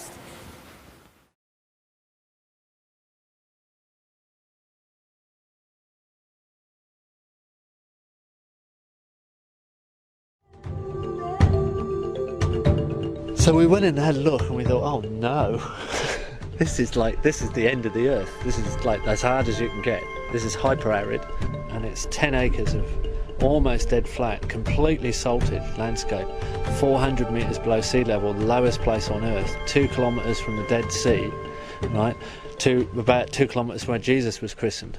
We've hardly got any rainfall. We've got temperatures in August that go over 50 degrees. Everybody's farming under plastic strips. Everybody's spray. Everybody's putting synthetic fertilizer on. Overgraze with goats, just like maggots eating the flesh off the bone down to the bones of the country. Literally like maggots, giant maggots eating it to nothing. So we designed up a system that would harvest every single bit of rainwater that fell on it. On 10 acres, there's 1.5 kilometers of swale water harvesting ditch on contour, and when they're full, 1 million litres of water soak into the landscape, and they'll fill quite a few times over a winter. And then we heavily mulched those swales with organic matter, which was trash from organic fields nearby. And we put that almost 1/2 metre deep, so we saved that and mulched our swales, which are about 2 metres wide and 1/2 metre deep on the trench. Then we put micro irrigation underneath the mulch.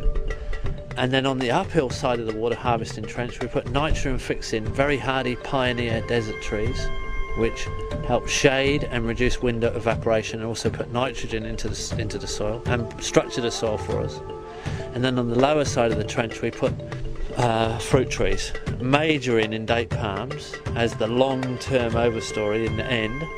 And then we put in figs, pomegranates, guavas, mulberries, now some citrus. Within 4 months we had figs a metre high with figs on, which is impossible. We've done a course, male and female course, trained up some locals, and we got a translator who's working for the project. He had his degree in agriculture in the Jordan University, and he got onto his mates and said in the agricultural department, well, you said we couldn't grow figs, we got figs growing and we got figs on them. You better come and test the soil, because no matter what you say, we're either growing in salty soil what we shouldn't be growing, or we've desalted the soil, and we'd like to know what we've done. They came in and the salt levels were dropping. So they became interested. The salt levels were dropping around the swales. They said you must have washed it through. See, normally put a huge amount of water on and wash the salt through to the lower levels, which just makes the groundwater more salty. In the end, you'll salt it 20 metres deep if you keep doing that. And then it will take 1,000 years to recover. And we used only 1/5 the amount of water. So the water, they thought we'd washed it all through. No, we'd used 1/5. That really got them when they realised how much water we hadn't used. With the same amount of water normally used on that much area, we could have done 50 acres. Originally, people laughed at us because we didn't put straight lines in. We went on contour with these swales. They thought, why don't you put it straight? You've got a bulldozer, you can flatten the desert, you can straighten it. So we want to go on contour because we've got a longer edge and we harvest the water passively. Then we planted more non-fruiting trees than we did fruit trees, so they laughed at us. Because you're planting unproductive things, more than productive things, what's the point, you know? In soil that won't even grow anything, so, you know. And then we covered all the inside of the swale with a huge amount of mulch, where they scrape all their organic matter off and burn it, like most traditional agriculture. In the middle of winter, we got a funny email saying, we've got a problem. We've got mushrooms growing in the swale. Well, they called it fungus, but when we saw a photograph of it, it was mushrooms, because they'd never seen mushrooms, because they never had that much humidity in living history in the soil. And when you open up the mulch, there's all these little animals there, you know, there's little insects, and the soil has come alive. And the fungi net that's underneath the mulch is putting off a waxy substance, which is repelling the salt away from the area. And the decomposition is locking the salt up. And the salt is not gone, it's become inert and insoluble. So we could regreen the Middle East, we could regreen any desert, and we could desalt it at the same time. And if we can do it on an insignificant, flat, little bit of 10 acres of flat desert, if you give us something with catchment, or a wadi, or a canyon, or any of those erosion gullies, we can turn it right around completely. You can fix all the world's problems in a garden. You can solve them all in a garden. You can solve all your pollution problems and all your supply line needs in a garden. Now, most people actually today don't actually know that, and that makes most people very insecure.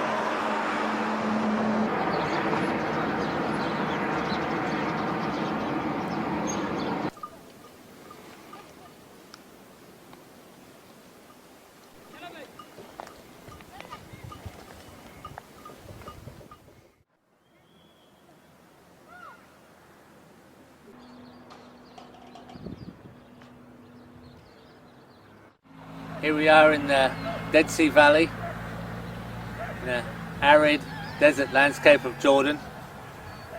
Just behind me is the Green in the Desert project site, as it's known. And in the background is Palestine. We're not far from the Jordan River, just a few kilometres from the baptism site. Got Bedouin tents, camels, donkeys, goats, sheep, Bedouin pigeons even, chickens and poultry and ducks. The soil's absolutely degraded, complete deforestation.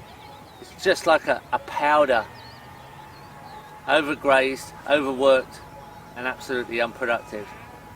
The project site has demonstrated its capabilities, but it's not quite the perfect scenario. And that's what we're going to go and have a look at right now. Here we are at the renowned Green in the Desert site in Jordan in the Dead Sea Valley. This property we originally became involved in 2000, the year 2000, and we were part of the design, consultancy, management, advisory team for 3 years. And this project and property went into a sustainable development where it created its own soil and went into production. After 3 years the funding stopped and it's had no serious management for 6 years, yet the perennial system continues to extend. And although there's not a full understanding of the system, there's an appreciation that the system continues on its own. Because it's a perennial system and because it works mainly on rainfall, the tiny bit of rainfall that you get, it's continued to develop itself, and I mean develop itself, and it's building soil. We continue to document it, although it's not well funded. It continues to produce, and it's still used by local people as an example. And what is really interesting for us is the depth and quality of the soil that's been created in that zone.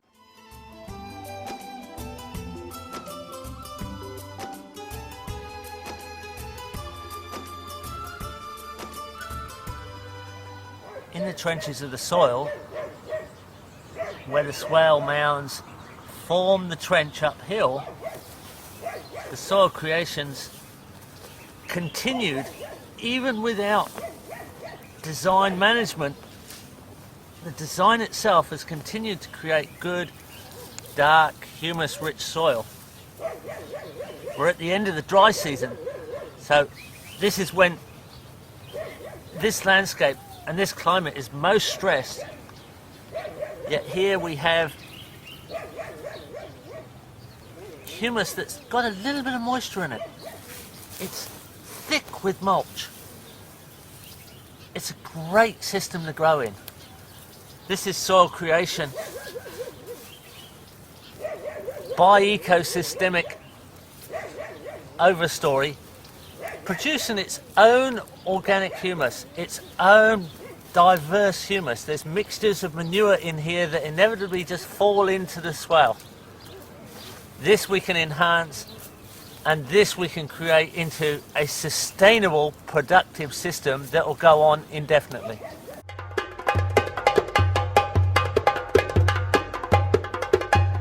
That is the ultimate result. From really barren, salted soil to very fertile, high humus, dark topsoil, created by the ecology we put together after the water harvesting earthworks were established. The ecology we put in place continues today. Domestic pigeons, almost an essential part of productive systems in the desert. They fly in freely available nutrient, one of the highest sources of manure for compost and garden fertility. Take very little inputs, hardly any input at all, and this really high-grade manure. A fantastic domestic animal of desert systems. Here we are in an ideal sized crop field, which if managed properly, with the perennial system that is surrounding the field and has the potential to fertilize it and add organic matter, this crop field could be producing continuously with a growing fertility. Instead, with a bit of mismanagement, inappropriate grazing and controlling of goats, which could be an asset to the system because there's plenty of food for goats here, but they have to be in control. And the use of organic matter to fertilize the soil and not burn. Here is a burn pile, and there's multiple burn piles around the property. Careful management for long enough so that the people locally can see what is possible. These drip lines are going up and down hill, where originally our first crop fields here were all on contour. In fact, there is a pattern of some of the contour trenches left over from the original onion crop which we put in mulched contour trenches. This is quite simple to actually arrange so that it becomes an accumulating fertility that continues to increase in potential.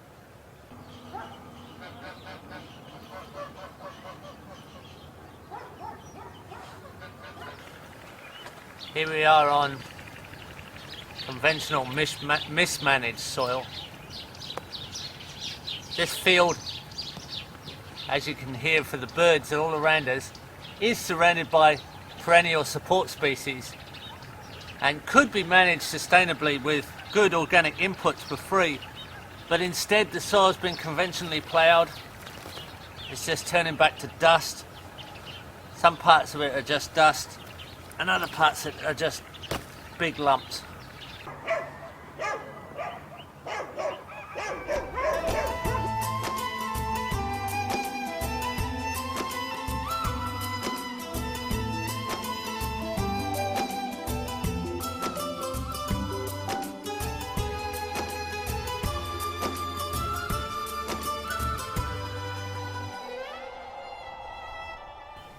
Hopefully we can get back into managing sites like this for a little bit longer with a few more test case successes that can then be repeated. But it's a matter of managing our own sites with our own NGOs, with our own systems that we are in control of. That is why we have the Green in the Desert sequel that we're going to take you to and explain that we are in control of it and nobody else can tell us how to mismanage or inappropriately manage on an inappropriate time cycle nutrient flows.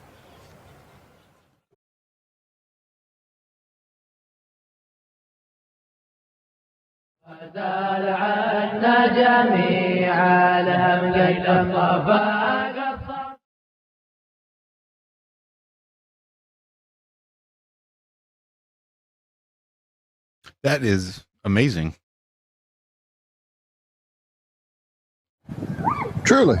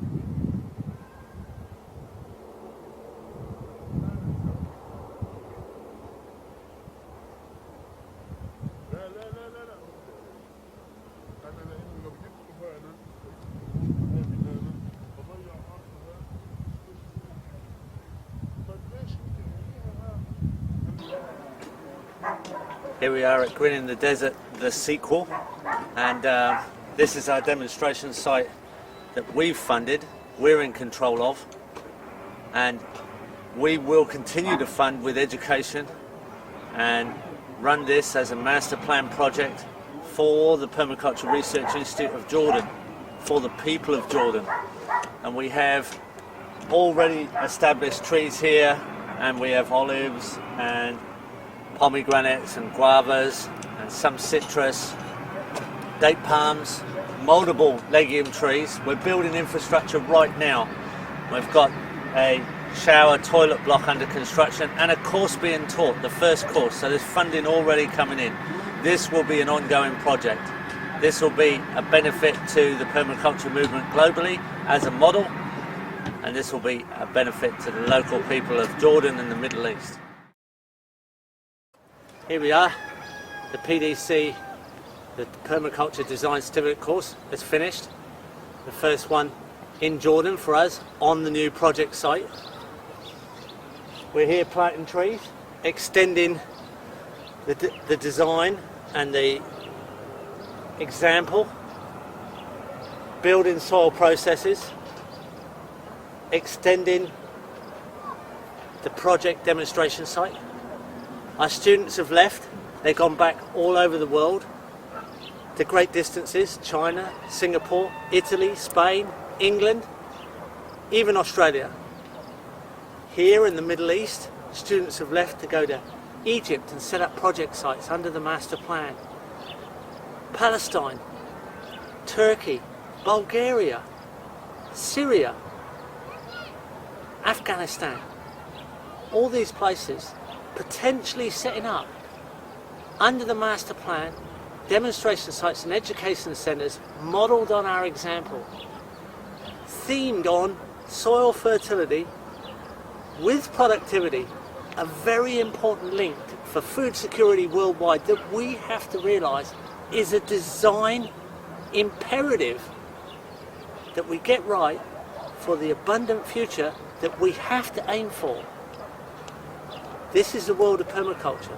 This is what we have to do to solve the world's major crisis problems that we have. Supplier resources are needed, local resources, in a sustainable way. This is the world of permaculture. This is what we have to do. We're getting on with it. Come and join us. This is the future. That's awesome. We're going to be getting close to rounding out here soon. Plain. Okay. Well, I can skip through. We're going to now improve the gravity irrigation. Behind him, this is what it looks like now.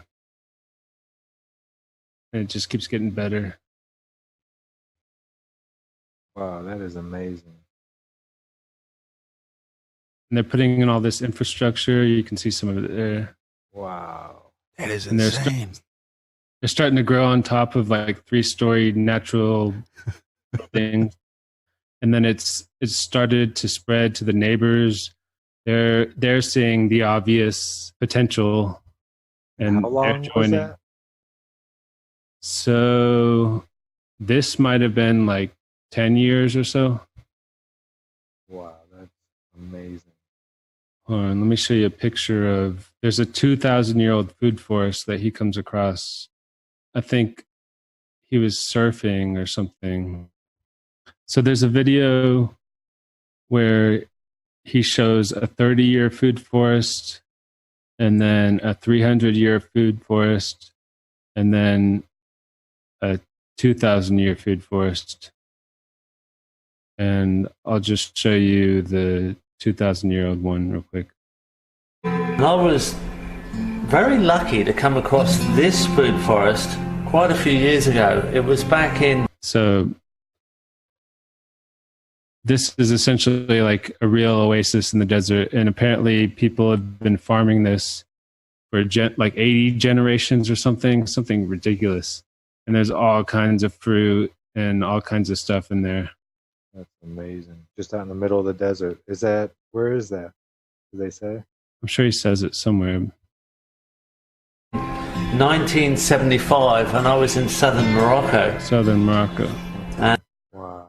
And then I just wanted to play the beginning of, there's a talk I had on the Sun and Moon channel, and I sent an email to a bunch of people and had an idea of how we can combine flat earth and permaculture together, at least some of the potential to do so.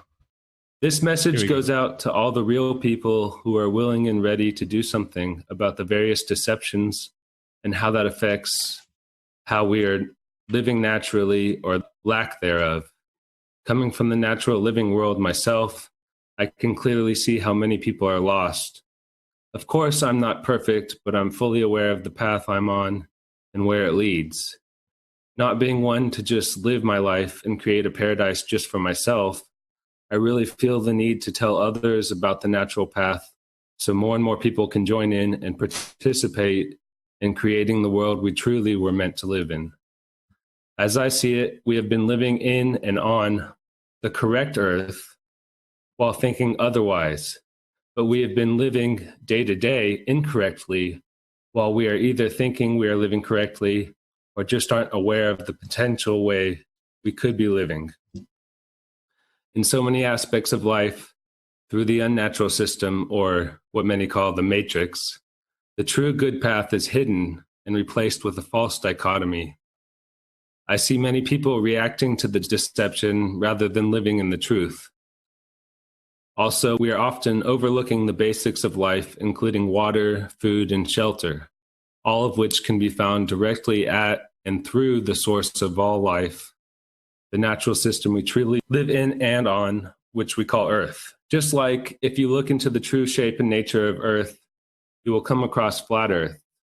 If you look into natural living and symbiotic behaviors concerning life and Earth in general, you will come across permaculture. It's a word created in recent times out of the need to describe and organize and taking action in the world toward the positive. Rather than going against something, it is a proactive approach toward something good with the goal of thriving in abundance while taking care of the earth. For those still not sure, or perhaps haven't come across permaculture before, permaculture is, I often say, an ethical design science based on the best examples from nature/creation. It is an open source living natural science created from and often improving on the best examples from what some may call the book of life. It's a whole systems approach to designing for living and thriving in abundance. If flat Earth is where we live, permaculture is how we live. If we are to live in this world, we might as well get to know it and how to symbiotically interact with it. I cannot make, nor is it a desire to force people to look into this, even though I feel everyone should. All I can do is share and encourage it. To be honest, so many people I come across are ignoring what is to me the obvious approach to both separating ourselves from the unnatural system and symbiotically connecting to the natural system we obviously and truly live in. With Flat Earth exposing the depths of the manipulators, or quote, their deception, and permaculture being a collection of innate natural knowledge and techniques, I find the two together are the key. Flat Earth being relatively new in its resurgence or awareness, and permaculture being around for a short while with a growing reputation for improving and helping people's lives all around the world. To me, the two together have the potential to bring us back to the real natural world. As the name of, quote, their game is disconnection, the obvious solutions are through balanced connection. As others have said, currently most of us seem to be going through separation on many levels, trauma and anxiety. Having recently seen how much time and energy people are putting into these conferences, it gave me an idea. First, let me say I have nothing against the concept of, nor do I desire to force people to do anything. I agree people should do what they feel is right. I do feel there is more to do in other areas of life that the conferences, meetups, and other flat earth activism lacks, especially in areas of day-to-day life and permanent examples in real life. In absence of people jumping into permaculture and living that way, I think there needs to be a way to, again, combine permaculture and flat earth in a way it can't be ignored. Often in permaculture, the best way to introduce the subject is by examples or demonstration sites, often called permaculture research institutes. Combining both subjects' approaches can create something really powerful. The advantage Flat Earth has right now is its growing popularity and passion to do something to change things for the better. If we were to come together and say, buy some land to operate a permanent site for both Flat Earth and permaculture, I think and feel we can start to make more permanent changes in both the local communities and the world in general. At the very least, we can take the next step and initiate the transition to a better world. So this is my idea. This can be in addition to or instead of the current conferences or meetups. Using the amount of interest in the conferences and or meetups and all real-life interactions and the potential money spent, we can get together and raise funds for land, starting with one site first, to have multiple permanent locations regionally located and potentially have a conference or meetup tour. Eventually, after many sites are set up between the conference or meetup locations, a collective activism tour type thing could be done at locations between the sites. I imagine there would be interest to follow or tour to multiple sites for meetups or conferences like people do or did for popular bands. Volunteering at each site toward the gardening or farming and local communities could help these people as well. When the meetings aren't happening, the space created for that aspect could be used for many things like a local on-site market or courses or guest speakers or anything the space can be used for. The rest of the property would be used for a permaculture farm and or research institute or demonstration site. Any and all excess profits beyond what is needed to return to the property/system would be used to spread both permaculture and Flat Earth and recreate the model elsewhere. The idea being a repeatable model that could be copied around the world. Many more options and details to this, but I kept it shorter for this email. Anyways, this is a way to transition out of the unnatural system and its deceptions. It can be a real life, in your face example to reach more people, since a lot of people seem to be reluctant to live and think naturally due to programming. It also can be a real life demonstration for those that seem to be perpetual followers. We can refer people to a natural system and way of life rather than just trying to fight the system and possibly just creating a Flat Earth flavored unnatural system. Money can be used in the beginning, but this model or system has the potential to move into trade or barter as well. The potential for many overlapping projects for both permaculture and Flat Earth is huge. For example, a large Buckminster Fuller type geodesic dome greenhouse could be used to create a whole Earth model or working demonstration. If the land is large enough and suits it, a permanent Flat Earth experiment and example could potentially be created. There are so many things we could do with such a site. So that's my idea, or rather a way for us to both come together and change the world for the better, permanently. I'm doing this more or less on a smaller scale so I can clearly see the potential. My main focus right now is to get myself fully connected to Earth while covering the basics directly.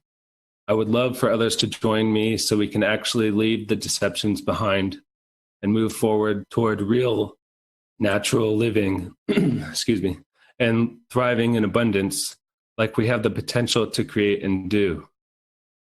I'm very open to helping a larger collective project as well as anyone's smaller projects.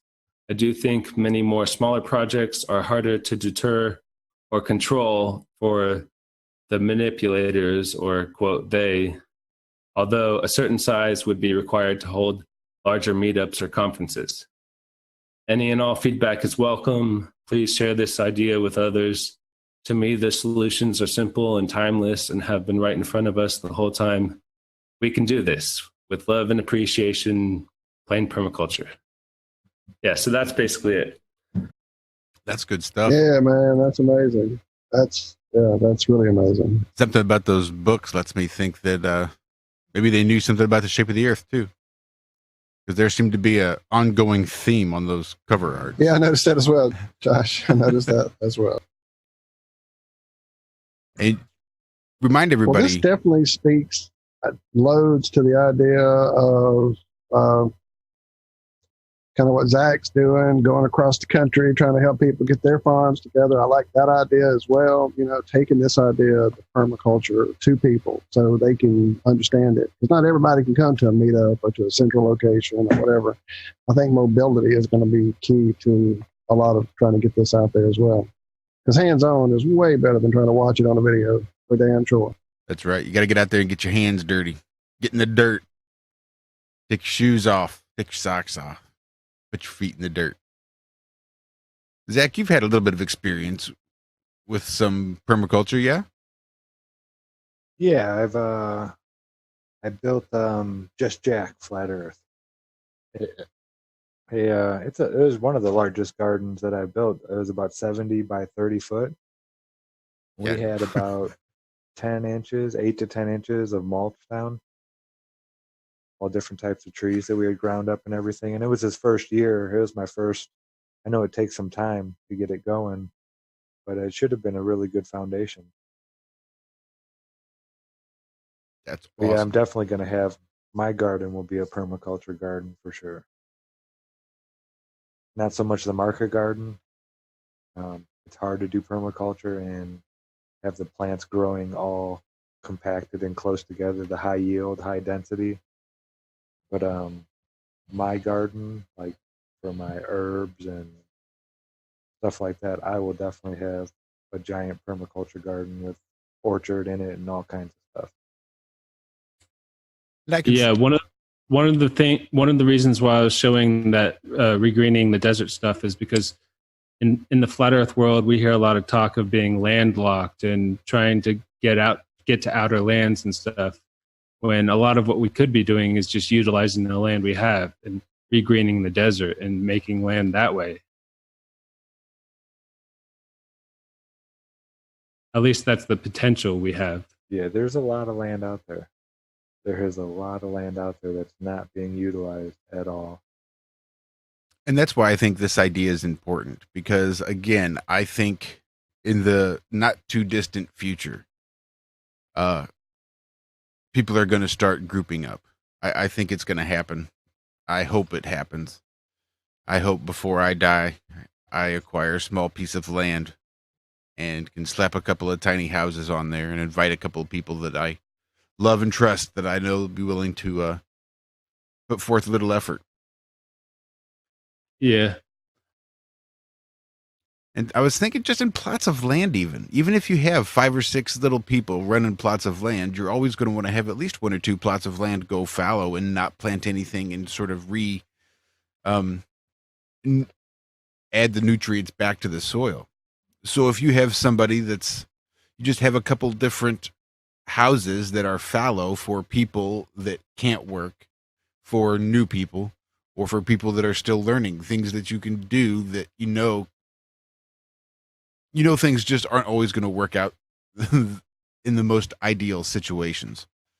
So it's probably not a bad idea to have a couple of these plots of land rotated every year where there's nothing going on except focusing on trying to put the nutrients back into the soil for the upcoming seasons.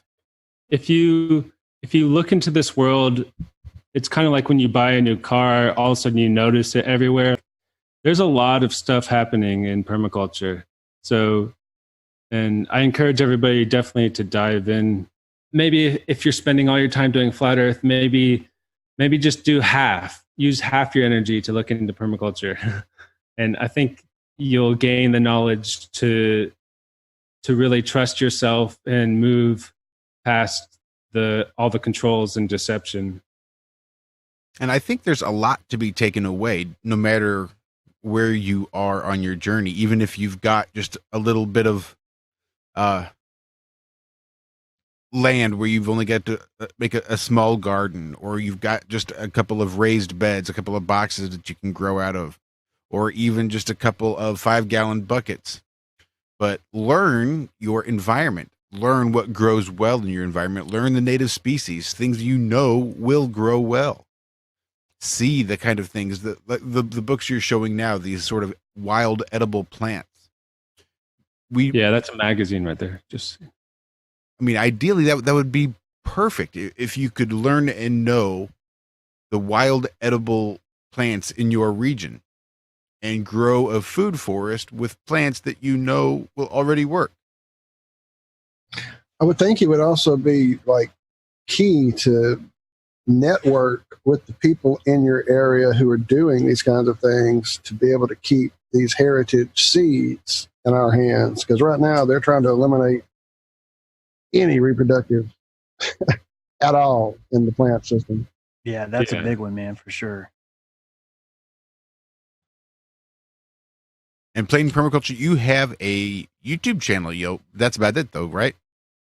Yeah, I don't really do social media. So the reason why I started the YouTube channel is I was thinking, oh, well, here's this flat earth idea and people are getting back to earth and down to earth and all this stuff.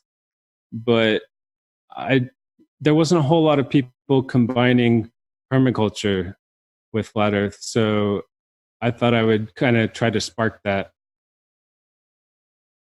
And it is odd that all these books have the very similar theme. Yeah. Well, like the snake sort of thing is that, was it Ouroboros? It's like, yep. Yeah. It's that sort of like infinite cycle sort of symbol. That's it. The snake eating its own tail. Yeah. So I have a poem I wanted to read real quick. It's pretty short. Sweet. It's my own. And it references Earth being mother, because people talk about Mother Earth because I think a lot of it is that Earth is all about cycles and flows. Anyways, here it is. Earth is our mother. She loves you and I. We share in her abundance. She soothes us when we cry. She gives us her blessing, and with it we do thrive. With her we are happy, and we can be grateful to be alive. This is a reminder to all who may be lost, our journey not yet done. We live in a created, sentient system, and all beings form as one. When we focus on good conscious thoughts, our actions so shall follow. The memory of water recording life reflects upon every swallow. Flowing energy across this plane as our souls ripple through. The awakened power fused with spirit, revealing what is true, so that our minds align and our hearts combine in all that we do.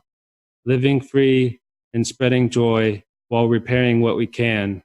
Revelations of permaculture knowledge grows as we amplify this plan to transition away from deception and control as the whole world is in the balance, tipping the scales in favor of good inherently with our talents.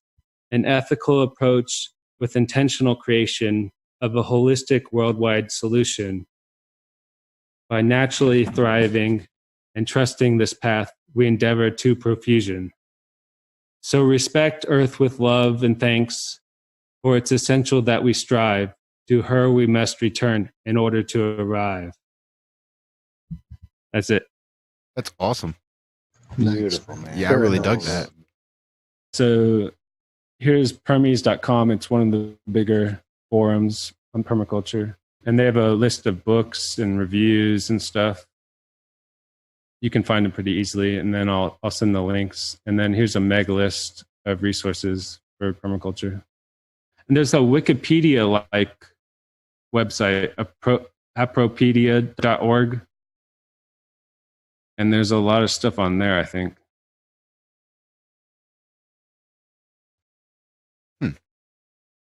I'll be damned. Apropedia. Let's check that out. Well, Plain Permaculture, thanks again for coming on and hanging out with us tonight. That was really awesome. I hope people can go look into this and pull out a lot of really good information and learn to apply it.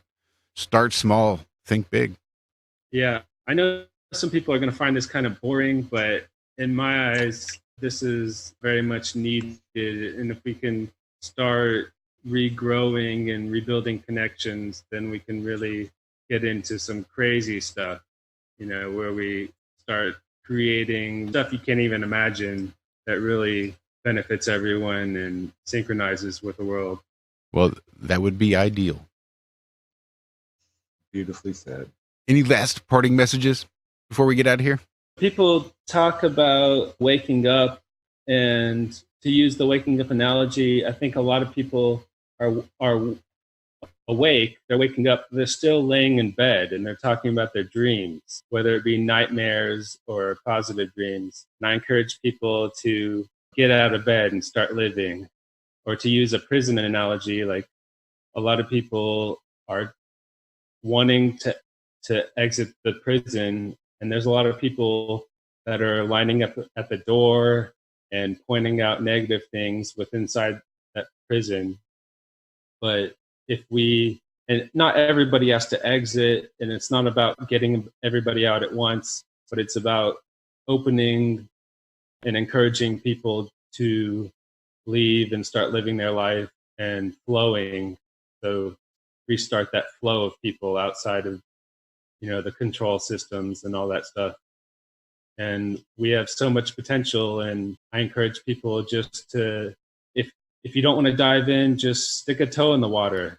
You'll realize that the natural system will support you. And if you set your intentions, your goals, your thoughts into connecting with the system, it'll start showing you signs, and you'll have synchronicities and all sorts of stuff. It'll start supporting you in that endeavor. So awesome. Thank you so much, Plain Permaculture. Thank you so much, Plain. Well said, man. We appreciate it, man. Come back again for sure. Yeah, thanks. Awesome. All right, gents, with that, I think we're going to roll on out of here. Unless anybody's got anything else. Sounds good. Cool. Love and thanks to everybody. Thank you again. Thank you. And love you, brother. Thank you. Yep. Thanks again, Plain Permaculture. Thank you, James True. Thank you, James. Always a pleasure. Thank you. Thank you, Adam. Thank you, John. Feel better. Thank you, Rob. Sorry you couldn't be here. I know you probably had housekeeping you needed to catch up on anyway, so maybe it's better that you didn't. Thank you, Walt. Thank you, Zach. It's been a pleasurable day. Thank you, Josh. All right, everybody. We will see you right back here next week for another episode of Have No Sphere. Right here on the Iron Realm Media YouTube channel. Much love to everybody. Hope you have a calm and relaxing week. Remember, stand on your own 2 feet so that you can better help up those around you. Bye-bye.